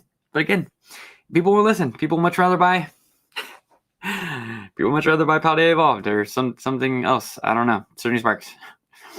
And then speaking of this, so yeah, Walmart loaded Journeys Together. If I was there, I would just be like the rappers, right? Like just fanning out, just like fanning out my cards, just like fanning out the bands, right? That would be me with Journey Together, and I'm gonna do it, dude. I'm freaking serious about Journey. Like it's such a play. It's such an amazing set. I love the artwork too. Like I'm just a fan of the artwork too, and just the blue blisters just smack. They smack. And then for all you guys like that are like me, they're tired of the constant market of alt arts and special art rares and BWRs and just $1,000 cards. There's stuff like this that are just underrated. Like just the Topps Chrome cards. Like these are great. Like I have some of the Topps cards like this. These are freaking sick, dude. This is just a sticker. This is from Nintendo. It's a Nintendo sticker. But like stuff like this is just so good. Just so fire. Shout out to Jodo Jake for gifting me this with the graded guard. Came with the graded guard. Shout out to Jodo Jake. Use Jodo Jake 15 for a discount for on graded guards, 50% off. But stuff like this, guys, like this is so sick. Like it just, man, this is my childhood. Like, oh man, like I love Charizard. Like when I see like new Charizard, it's kind of how I feel about like Godzilla. When I see like new Godzilla stuff, I'm like, oh, trash. But then I see like vintage Godzilla, and I'm like, oh my gosh, like my entire childhood was me playing with Godzilla toys and watching the Godzilla movies with my dad. And same thing with these Topps cards. Like I had all the Charizard like toys, and I just loved Charizard so much. Like in this whole form with this like green wing. Oh man, it's just the best, absolutely the best. And then talk about actually let's get to the chat really quick, but we're gonna talk about these cards right here because I think it's really important. Bruh, I'm so torn on getting a 151 or Zard UPC again. Opened mine. Don't let, dude. Do you need it though? Like, why do you need it for, Tom? Like, is it for an investment, or are you just feeding into like hype and FOMO? Like that's really where I always like to tell myself, right? I'm like, do I want one just because everyone wants one, or do I want one because I'm gonna flip it later on, or I'm going to like how it looks when I enter my room, right, every day? Just ask yourself like these questions. Since you're talking about buying singles because they might be hard to pull, what do you think of having easier pull rates for every set like Krause did? I love it. I would absolutely love if these pull rates were easy. Like who cares? You're still going to be a graded player, right? All these cards are going to be PSA 10. We know how Pokemon International, Pokemon here in America, we can't do anything right. Everything is half-assed. The cards are freaking printed bad. They're sliced bad. They're cut bad. So there's always going to be a graded play. So yeah, easier pull rates is great. What is the point of buying sealed of 151 prismatic when its most common card set on the market is sealed and singles? It's just long term, dude. Like, what is the point of buying sealed 151 and prismatic? Tell me what was the point of buying sets like Evolving Skies? What was the point of buying any Lost Origin, Ancient Origins? What's the point of investing in those things, right? It's because those are people's favorite Pokemon. They had nostalgia towards those eras. The point is, people are going to want those later on to either open or to just have in their presence to feel some type of nostalgia. Pull rate for Terrestrial Festival wasn't too bad in Korean. Oh, I'm glad. I haven't opened any Korean. It's still pretty expensive, so that's why I've kind of been off of it. I still want a Zard UPC because it does contain some cool stuff inside. But as far as the growth, as of now, the 151 UPC have a steadier upward trend. Yeah, I mean, it really doesn't matter to me. Well, they've been reprinting Prizzy, so we're good. I've picked up ETBs, SPCs, and one. Dang, W, bro. Absolutely W.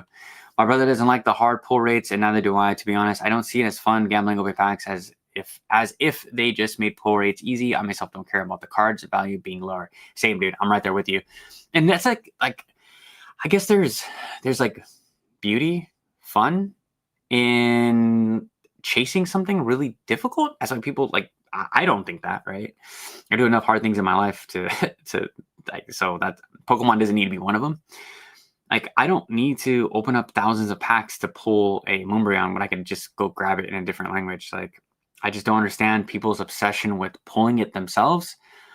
Especially when the packs are so expensive. Like, sure, you want to get some, you want to open, say, hey, I want to open $25 of worth of packs at $5 or $6 every Friday. So $100 a month, whatever, you have fun with your kids, by all means. But when these packs are like $15, $20, like what are we doing? What are we doing? I like the common hollow Rayquaza promo from Seeing Sky. Yeah, that thing has been going crazy as well, bro. That thing's going absolutely nuts. Dang, there is, dude. Shout out to you guys for all the comments. I'm trying to get the best comments. Yeah, that Mega Rayquaza, dude. The Mega Rayquaza is so freaking tough. Imagine if we got English Ponchos. I'm good. I hate the Ponchos. I hate the Mario and Luigi Pikachus too. I think those cards are trash. Like, they're worse. I personally believe that TPCI is already working on new printing facilities. Absolutely, bro. Charles Black, bro. So I mess with you now, bro. So every video you just have to just put like, stop hating. Like, I love it. I love waiting for your comment. Like, everyone, this guy, A+ S tier troll. So shout out to Charles Black. Graded cards are hard to collect because they cost so much. I can't speak to much of PSA 10s myself, but raw cards I've been buying more of. I have 2 PSA 10s. I'm hoping go up silly. I'm kind of cool off of the 10s. 9s look just as good to me. I'm like, I'm cool. For far away. So like, look, I always say, what grade is this? Right? If you walked into my room, what grade is this? You don't know. You don't care. You just see it's a Wartortle card, right? It's a 9. No one cares. Like, no one cares that it has 4 white dots on the back. Like, bros turn into like Inspector Gadget and like bring out the binoculars, the monocles to look at the back. Like, who cares about the back? I don't even care if the whole pocket, the whole thing was just scraped off. Like, I look at the front. Like, it's the collecting the PSA 10 people is crazy goofy to me. And I got a lot of friends that are only PSA 10 collectors, and I get it. They do their thing, and they do it for investments. That's the thing. Like, they collect and they grade and they do that stuff as an investment, and they are serious about their stuff. But then there's some people that are just like getting into it. They're like, oh, it's not like I've been here for like a year and I only collect 10s. You don't even look at this. Vintage doesn't get 10s. Like, I hope you know that, right? Like, you ain't gonna that 10 hype train that you're on. Like, once you get down to, because you'll eventually get to vintage, right? A lot of these people, if you stay here long enough, you'll eventually start to go look at other stuff that you missed. You start to have hype or FOMO, and there's always hype to vintage. It always comes down. And then you're like, damn, I kind of messed up. I have all these PSA 10s. Like, I kind of want that PSA 7 Charizard. Like, it's gonna look weird with all my, like, people like play these crazy mind games with the PSA 10 people. Before I dump them for, okay, let's see. What I'm saying is they might be missing out on money in the short run to get more people hooked for the long run, because they are still making as much money than the product is sitting in stores. I don't agree. But again, you're entitled to your opinion. Maybe. Because wasn't Pokemon sitting and getting discounted a couple years ago? Yes, it was. For everyone that hasn't been here, coming into Black Friday, there is going to be some freaking deals. I don't want advice. I want validation for my irresponsible spending spree. I feel you, bro. I went down the Sword and Shield. I mean, when I first got into Pokemon investing, when I first found out about it, your boy went nuts. I like liquidated all my crypto at that time in profit, of course, and went into Sword and Shield booster box. I'm glad I did, because I pretty much 5 to 10x'd my money into more products. So that's kind of how I got here, right? Like, it's not from my actual capital. Your valid local Raven. You're validated. We get absolutely 0 prismatic in Europe. US is so lucky to get stock. That sucks, dude. I'm sorry. Riz, what's going on? Everyone, make sure you like the stream. Yeah, please like the stream. We've been going on for an hour and almost 40 minutes, so shout out to you guys. Super Coffee at your paste gang. Appreciate it. Your game. You put people onto it. Yeah, appreciate it, bro. And you know that. Appreciate you being here for all the lives. Like, I really appreciate it. Oh yeah. So Zach, I need to. I'm not on my YouTube right now. Hold on. Give me a quick second, guys. I'm gonna post the post my Discord link in the description of this video. Give me 1 second. And I know some of you guys are saying that the old Discord link was actually it was expired, but okay, here we go. Okay, cool. It is now posted in there. So guys, let me know if you guys get the Discord link in there. So make sure to join that Discord, but we're not going anywhere. We still got some time. But yeah, it said the Discord link was expired, but I had to redo the link over and over again, and I put it to never expired. I saw a Destin Rivals Christmas. I suspect a Destin Rivals Christmas. I do as well. I think there is going a lot of people's jaws. They're gonna do that meme, that SpongeBob jaw drop meme. There's going to be a lot of Pokemon product that is going to be available, and I'm waiting, guys. I'm waiting to scoop up a lot of this product once Black Friday comes, because it comes every single year. There's more product than what we think is going to be out there. For all we know, Pokemon is waiting to sell to, these big box retailers, and then they have, even if it's like 10-15% off, like people will eat that up. So it's going to be good. I'm not saying it's going to be a huge Black Friday discount, but we never know. I never saw you before, but the algorithm put you on my first page. Dude, that is awesome. I'm glad I got put on the YouTube live first page. It got like Robo Skills, the dude that does like the podcast with Twice Bake Jake. He was in here like the last stream, so that was pretty cool. That YouTube is pushing me. So finally, bro, you dude, I've been pumping 2 videos out every single day, because I upload at midnight, and then I upload probably like another time during the day when I get home, for at least 3 or 4 months. And I've been going live at least 2 to 3 times a week. So finally YouTube is pushing my content. I'm over here just grinding, Roaring Moon all day for sure. Miriam SIR. I was just looking at that card today. That is a card that we all need to have if you don't have it now. I'm not telling you guys it's a shill. I'm not shilling it. Go grab it. So how do the booster box reprints work, or how are they going to do it?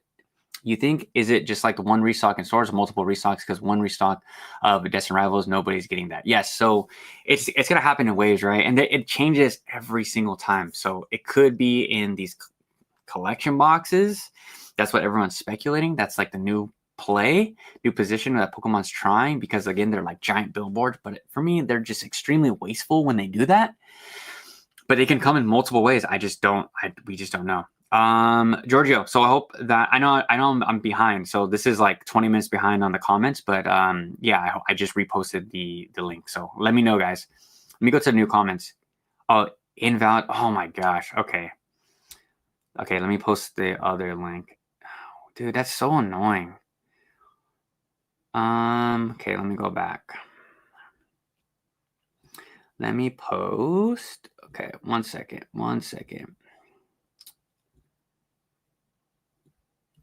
Bro, that's so annoying. Gosh damn it. Okay, let me post. I'm gonna post it here in the chat. Try this Discord link, guys. Let me know if it still says expired, because I don't have Discord right here on this page. But can someone please click that link and let me know if it works? If not, I gotta upload. I have to create a new link. Still invalid. That's awesome.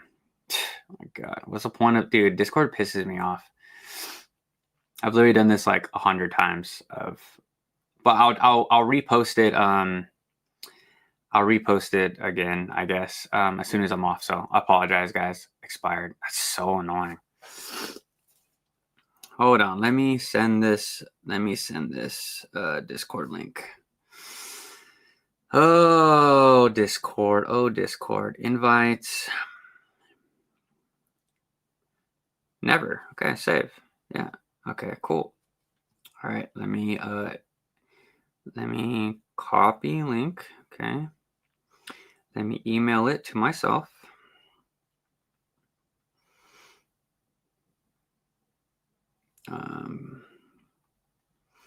One second. Okay. Send. Okay, 1 second. Let me go to my email really quick. Sorry guys, dude. This is we need to get this link going. Okay, here we go.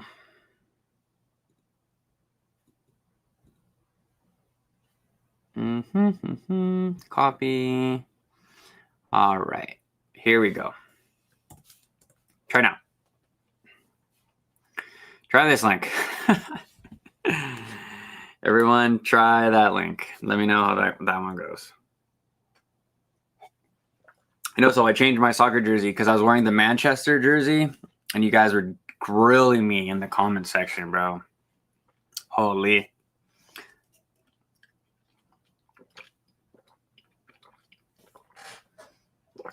Let me know if that link works, guys.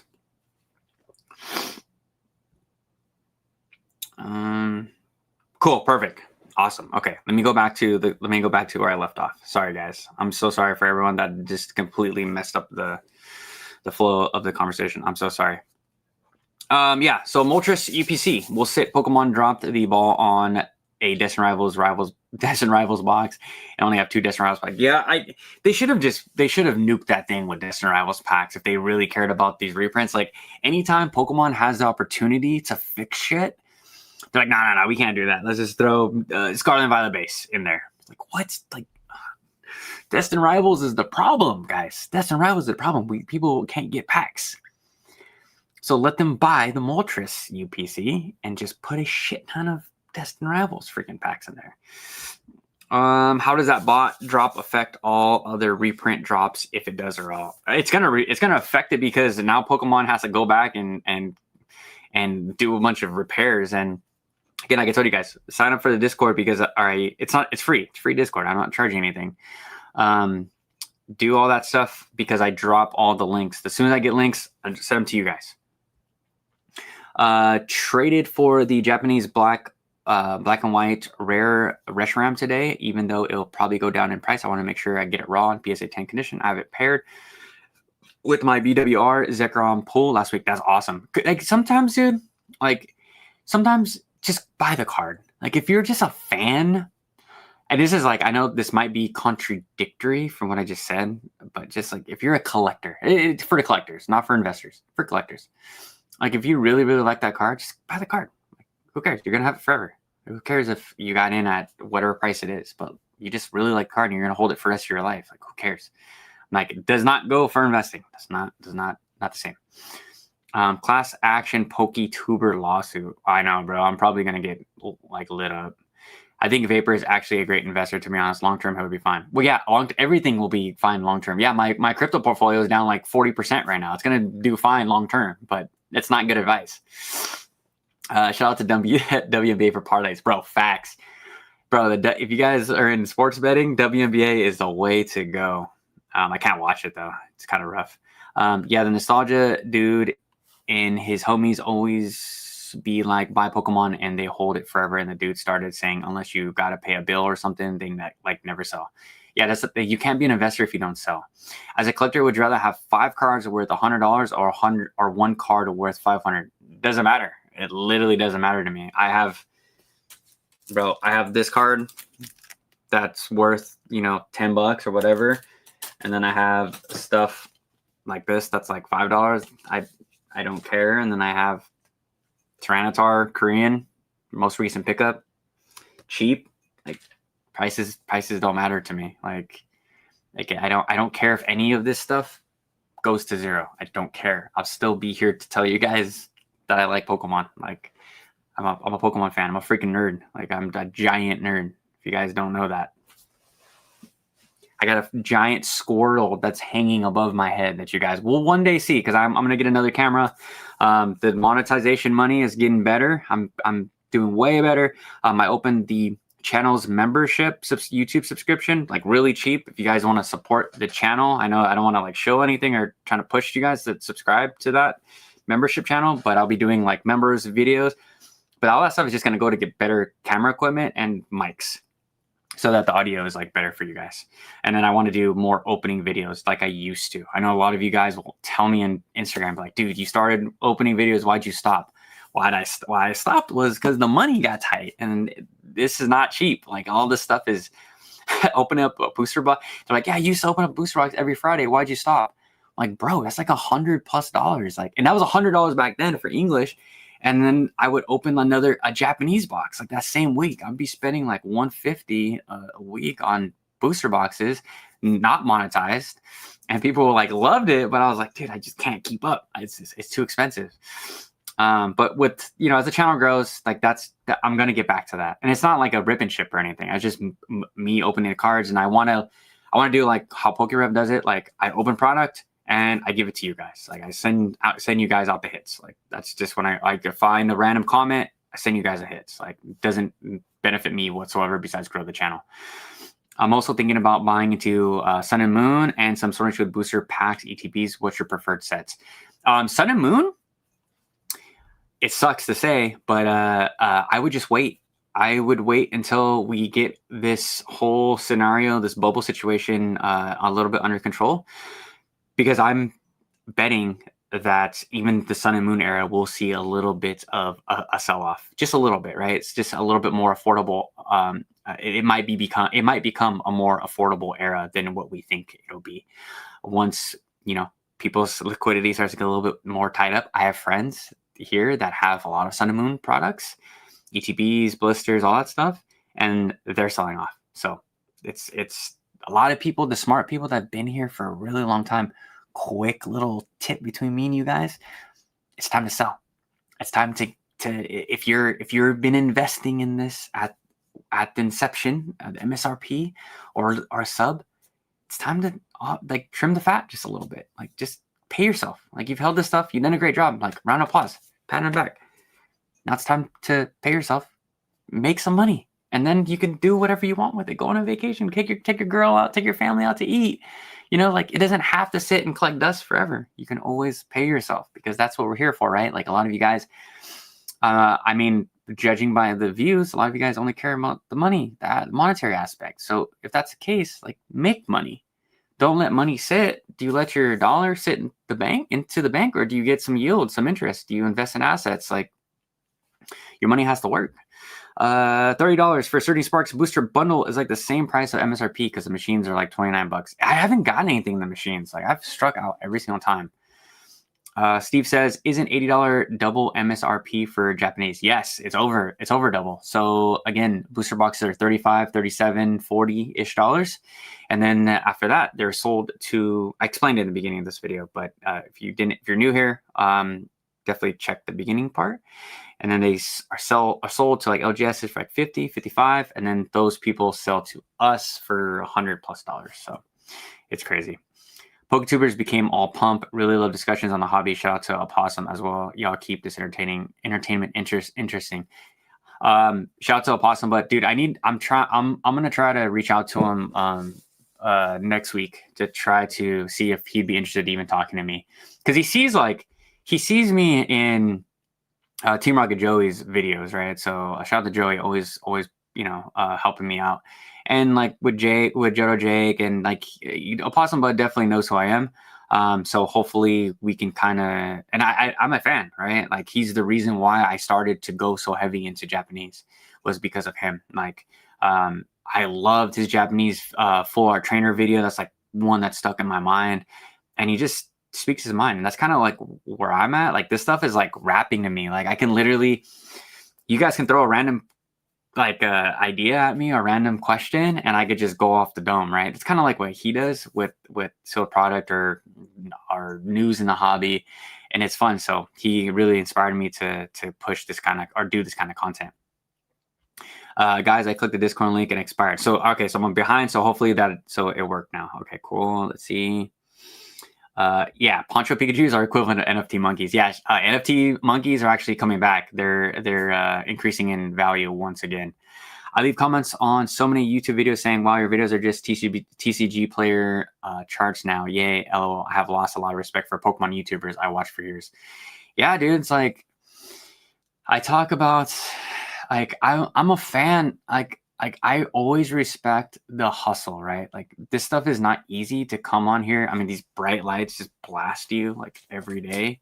You turn on the camera, it's fun, right? It's like a job, but it's fun. And I would be talking to my friends like in person, right? But like the people that come on here and just like with a blank face, like just be like, okay, cool. All right, well, Mew is up 46% today. All right, next. All right. I think that Sword and Shield block is underrated, and we should pick up Astro Radiance. It's been underperforming for $46. Next. Like this is what they do. They all do it, right? There's multiple people I can name, right? But they don't stand on anything. But that's what they want. That's what the masses want. They don't want people like me to come out here and just and have a difference of opinion. They don't want someone to give you reasonings. They just want, again, to confirm their bad decisions of why they spent 10 racks on their credit card and they have like 4 credit cards maxed out. And they're stressing low key, but it's a good investment according to these Pokemon YouTubers. And yeah, that's why I made my channel, because I was like, I can't do that mind-numbing content. And of course, guys, like I have the TCG player like chart behind me, but we are not the same. Just because we use the same tools doesn't mean we make the same things. Let's see. Everyone passing Journey together. Now where we get it later happens to every set. Oh, absolutely. Steve, dude, me and you are on the same page. Like I am going to load up on Journey Together. I absolutely love the set.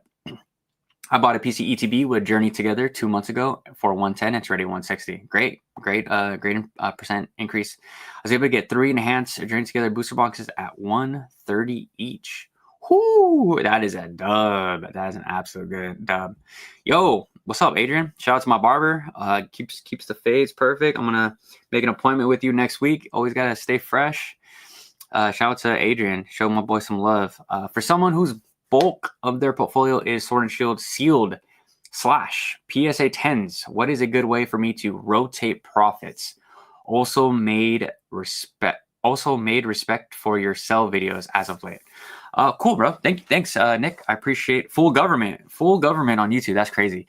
But how I would rotate, I would do it. So how I explained this multiple times in other videos. So I create like little bundles, kind of like how Distro does. So I'll do like a Crown Zenith ETB with a Astro Radiance booster box, right? I know people want the Crown Zenith, and I know people don't want the Astro Radiance, and I put both of them at market. Sometimes I do a little bit over market. I told you guys I sold my Fusion Strike at 850. People told me I was crazy, right? Like I got, oh my gosh, I wish I could screenshot receipts. Everyone was like, you're an idiot. No one's gonna ever buy a Fusion Strike from you locally for 850. That's just what you're asking for. 70. This is when it was like $75 over market. $75 over market. You're an idiot. Then I would get the same responses on Facebook Marketplace and OfferUp. People are literally like, "You're an idiot. I've been on here for 5 years, and this is not going to sell. Oh my gosh, I've been in this hobby for blah blah blah. You're an idiot for charging this much. What are you, a scalper? Blah, blah, blah. Like, and now we're here. Like the slide is coming. The slide is coming. Wait, maybe we should just go right. Let me just go right into the slide. And then we're gonna go back to the chat. But let's just pull up this little slide right here. Boom. The item is no longer available. We are at $1,000 for a Fusion Strike booster box. Who's laughing now? I told you guys I have 2 left. I'm keeping them for my collection forever. I have no plans on selling them unless a crazy medical bill happens, but that wouldn't happen because I have free insurance, health insurance. Like, guys, don't let the trolls get the best of you. Like, if you have conviction in this, have the conviction, right? Fusion Strike, we're at $1,000. So back to Nick's question. I'm sorry to get off on a tangent, but for someone to rotate, like I said, I create little bundles, do the local meetups, and always do either, not financial advice, but always do Zelle or cash. If you know, you know. Don't do PayPal unless you're selling it, but you're going to be taxed on that, like, pretty hard. Like, I just go in cash. That's all I'm saying. But that's how you rotate profits, and then go on the same sites, Facebook's the OfferUps, maybe even local card shows, and try to get the best deals going into there, right? So like I said, I found Surging Sparks this morning for 190. Instant buy. There's always people trying to get rid of this stuff. There's a lot of people that aren't going to hold these booster boxes for as long as they think they're going to, because right now they're thinking that everything just goes up. But when things go sideways, not even goes down, but when things start to go sideways, they start to get nervous. So yeah, bro, Spectre Gadget. Hey, what's up, Eric? Have you gotten any of the Chinese 151 Journey? Is about to be 60 to 65 as well. Great display pieces, great artwork on the boxes, plus dope chases, so might be a good hold. Yeah, absolutely. I am a huge fan of Journey. And the Pikachu Gengar is pretty sweet. It's just too pricey, but Slim's not too bad. Maybe just grab one. Yeah, I agree. Especially, like I said, we're talking about Chinese, right? Yep, absolutely. The Chinese from 151 are a really great buy. Eric, I think it'll be an amazing play, and I'm definitely getting one Jumbo and Slim. I like the Slim boxes a little bit better. How much more will the Pokemon Center Obsidian Flames? Dude, the Obsidian Flames boxes are insane, bro. Absolutely insane. Okay, cool. Yeah, Brandon, Pokemon Lover first. Okay, here we go. All right, we're almost caught up to the chat. As a collector, I'll buy 5 cards with $100 each. If I want all 5, then buy the one worth $500 if I really want it as well. Yeah, again, guys, have a freaking goal. Like, don't just buy 5 cards because you just want 5 cards, like fill out a binder or something. Like, if you really want that $500 card, save it for the $500 card, kind of wait a little bit, right?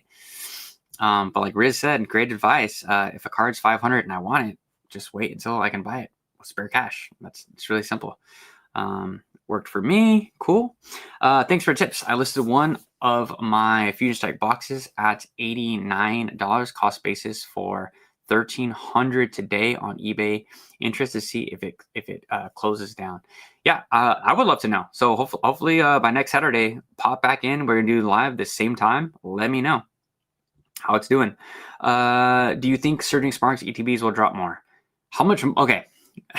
And then there's I'm not here to put you on blast, but then there's this crowd, right? Of like, how much more can it come down? Like, if you like the Surging Sparks ETBs, like, just grab them right now, because they've been reprinted. Like, you can go to Costco, like have one of your homies go to Costco. They're everywhere. They're literally everywhere. Maybe drive a few miles down to the next town if you can. The ETBs are like $65, you know, like you can grab them now. Like I tell you that because I made those mistakes. I made those mistakes in the past of thinking that things can continue to go down. But once things get close to MSRP, like, I understand, guys, that things are not the same. This market isn't what we've seen prior. Everything's different. We have to move and groove and wheel and deal and just dance different. Like, this is the new market. Like, am I saying that things are never going to get down to MSRP? No, because I can't say anything with confidence, right? With 100% confidence. But Surging Sparks ETBs, like, just grab one at 65. I think that's a fair price for, and you don't have to like go. You don't like go pick one up from, like I said, from a Facebook, from join a Facebook group in your town and meet some like-minded individuals, and I'm sure they'll help you out. Grab some Surging Sparks at the best price. Like, there's beauty in community as well, and the community will also reward you with, you take care of them, they'll take care of you. So, but to answer your question, Surging Sparks probably won't drop any more than it is right now. Have convictions on what you buy, and don't buy something because the market is telling you to. Exactly. Like, that's the reason why this morning, right? I have all these, like, in the beginning of the video. I know, Brandon, I don't know how long you've been in the chat, but in the beginning of the chat, I talked about, like, my conviction and just, like, getting rid of some of these, like, these English positions. Like I said, when I go to Japan, I plan on just grabbing these and, like, lightly played, because again, they're just binder cards for me, unless it's like the big cards, right? Like I told you guys, I'm betting on I'm betting on or auctioning the Giratina card and a few other cards, Sword and Shield alt arts in Chinese. But for me, like, my conviction is that I just want in other languages. I don't really have any reason to hold in English anymore.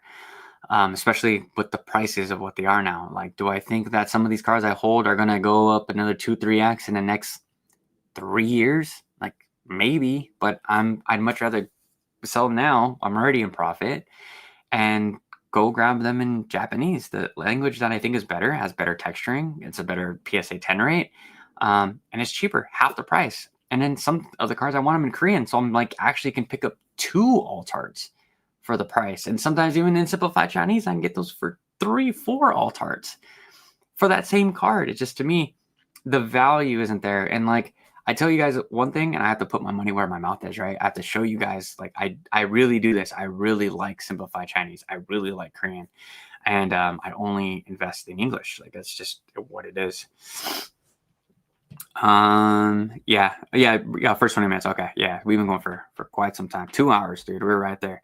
We're going to take like last couple minutes of questions, and then I appreciate it. What time is it? It's like 7 and some change. Nice, dude. We went for quite some time. The more things change, the more they stay the same. Lots of new people here right now, but you have to understand that the second market takes a hit, people will start to panic. That is undoubtedly when to buy. Cringe, dude. I haven't seen you in this chat, but I hope you pop in more often. Like, you have some pretty freaking good takes. That is an awesome comment. The people are going to absolutely panic. You're gonna see the PokeTubers, the investing tubers, bring up the chart, or they're just gonna go absent. It's just gonna be crickets over there. Like, I was just telling my girl that, like, maybe last month, I'm very competitive when it comes to just life in general. So I don't know if you guys know this, but I do another YouTube channel, my music production stuff, and I always like to compare myself, to like how long my channel's been going, like growth and all that stuff. And I kind of did the same thing with my Pokemon YouTube channel when I started it, like about 1.5 years ago, 2 years.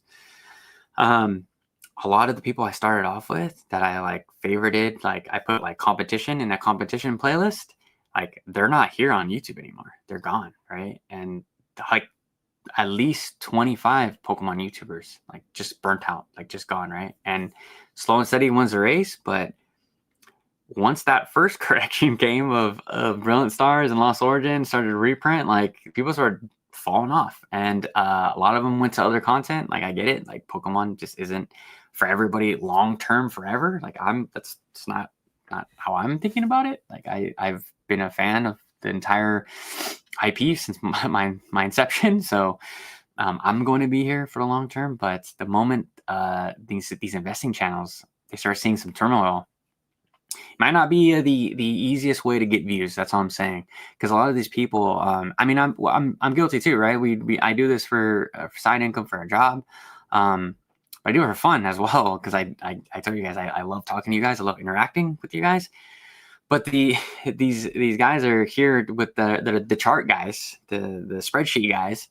They're just here to grab the views, grab the quick money, and then they're out, right? They'll go on to One Piece. Like, I'm not gonna name people, but there's investing channels that now have made One Piece channels, which is fine. You can diverse yourself. People have, Dr. Pearpod, Applesauce or whatever. He went to anime, right? And because he's a flip-flopper and wants to do different things. Nothing wrong with that, right? You can flip-flop all day long, because it's for most of these content creators, like that's how they pay the bills. So we're going to see the views start to plummet in the sleepy lull period when people aren't making these life-changing gains in Pokemon. It's gonna be interesting. Like, I'm fine if my views get cut in half. Like, it's fine. I'll just go back to making opening videos and more like reviews type stuff. Like, I could pivot, right?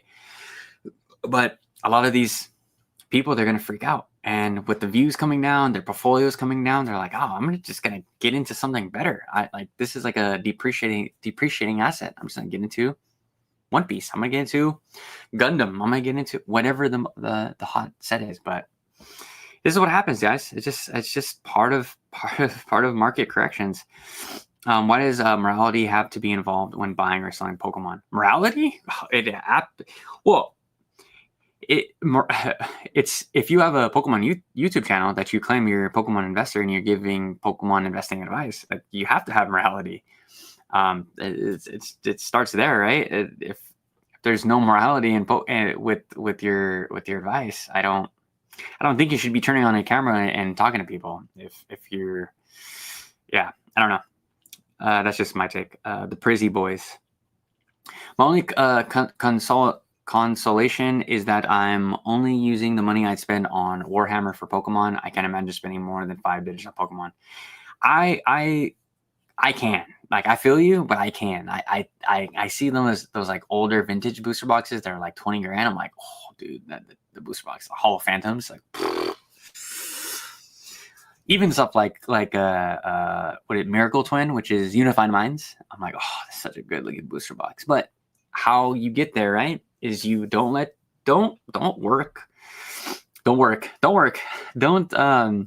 Don't use your job money to pay for that, right? Buy assets and make the assets pay for that stuff, right? Let your assets appreciate, and then you turn assets into better assets, which would be, for me, a Unified Minds booster box or whatever. So let your assets work for you so that you can buy those nice things. Don't use your income to buy those nice things. Look forward to it. Should be an interesting watch. All right, so let's get to this last slide really quick, because I wanted to bring up, because this thing has been going crazy, bro. All right, right here. These PC ETB promos, like, tell me, guys, stamped ETB promos, where are we at with these? Like, these, like, we're so silly as a community. Like, these are all damn near bolt cards, and some of these cards are doing great. Don't get me wrong. Like the Snorlax is doing great. The Shinji Kondo Magneton is doing great. The Screamtail is doing awesome. Right, this is the normal promos. They're great cards, but we love exclusivity in the space. Like, we need stamps, we need the special holo patterns, but it's the same card, right? We could have like Hoot Galaxy. It's Hoot Galaxy, but it has a GameStop promo right here, right? This $1 card is now $80, right? It's so funny to me. But hey, I was wrong. I could come on here and completely admit that I was wrong about PC ETBs. These are the things to get. Like, if you're going on to Pokemon Center, at least try to get a PC ETB and try to get a booster box. You're chilling. If you do those two things, you're absolutely chilling.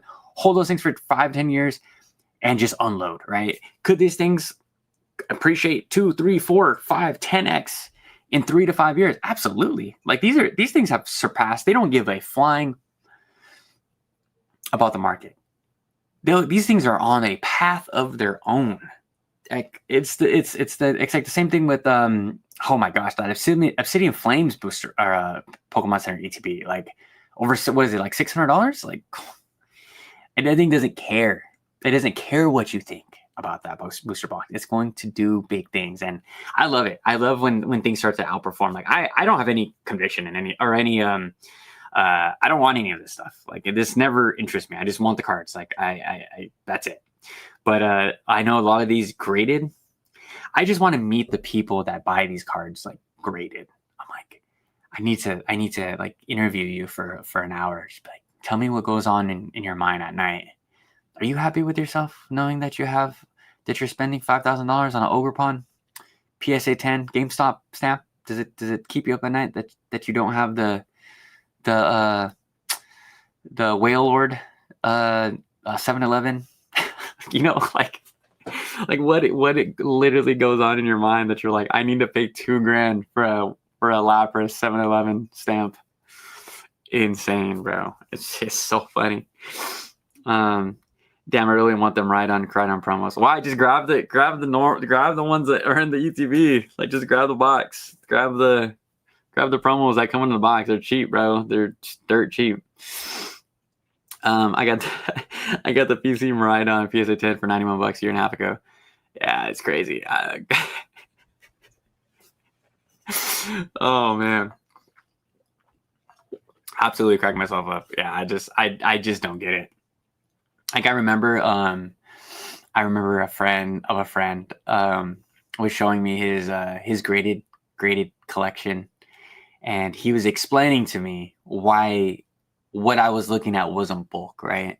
So he was explaining to me, he's like, oh, this is the one that just a hollow pattern. It has or Cosmo holofoil, and it came in the box, and it was like really hard to grade and blah blah blah. Oh, and this card is like a stamped from. It was like a Pokemon Japanese center stamp, and only so many of these were made. And it is a I was like, I think I've seen this card before. I was like, oh yeah, it's a common card, but you had to do 3 backflips and then like clap behind your back to grab this promo. I'm like, dude, if I have to like pull my cards out, my PSA graded slabs, and explain to you why they're cool, I'm good. Like, I don't need to give you a backstory of why my cards are sick. Like, I need to go like this. Like, damn, was that the Blaine's Charizard? Dang, that's crazy. Oh, it's an 8. Oh, cool, that's awesome. Not like you pull it out and people are looking at it, they're like, that's Flareon. That's a hollow. Oh, no. But this Flareon? No. It's an error. Yeah. The HP should be 125, but it's actually 130. So now it's an $8,000 card. It's crazy. Yeah. Like, okay. All right, buddy. All right, silly lady. Yeah. All right. Oh yeah. Don't get it twisted. Do like first stamps. Oh yeah. No, I feel that. But the 2 SV Legendary ARs have really nice art. I agree. Those arts are amazing. I have a friend that told me that the Paldean Fates is probably Shining Fates 2.0. I said, nah. It's too good, bro. The Charizard and Bubble Mew, too strong for those cards to be that. Almost 2 years ago, he told me that. Yeah, that's insane. I guess let's just end on Paldean Fates. But Paldean Fates had no business being that cheap. So stocked up on these puppies right here. Like, these were an instant buy. Great looking booster box. If you just look at the box looks so good. But has no business. Has absolutely no business being $30, $35 for that booster box. Had no business the ETB being the right. Has no business being. Had no business being that cheap. Like, it just didn't. Like, look at the top cards. Like Mew and Charizard. That Bubble Mew, like, yeah, that one surprised us all, but it's a Mew card and it's shiny. Like, make it make sense. It's done. Go watch. Make sure to check out that video. I left you guys in the.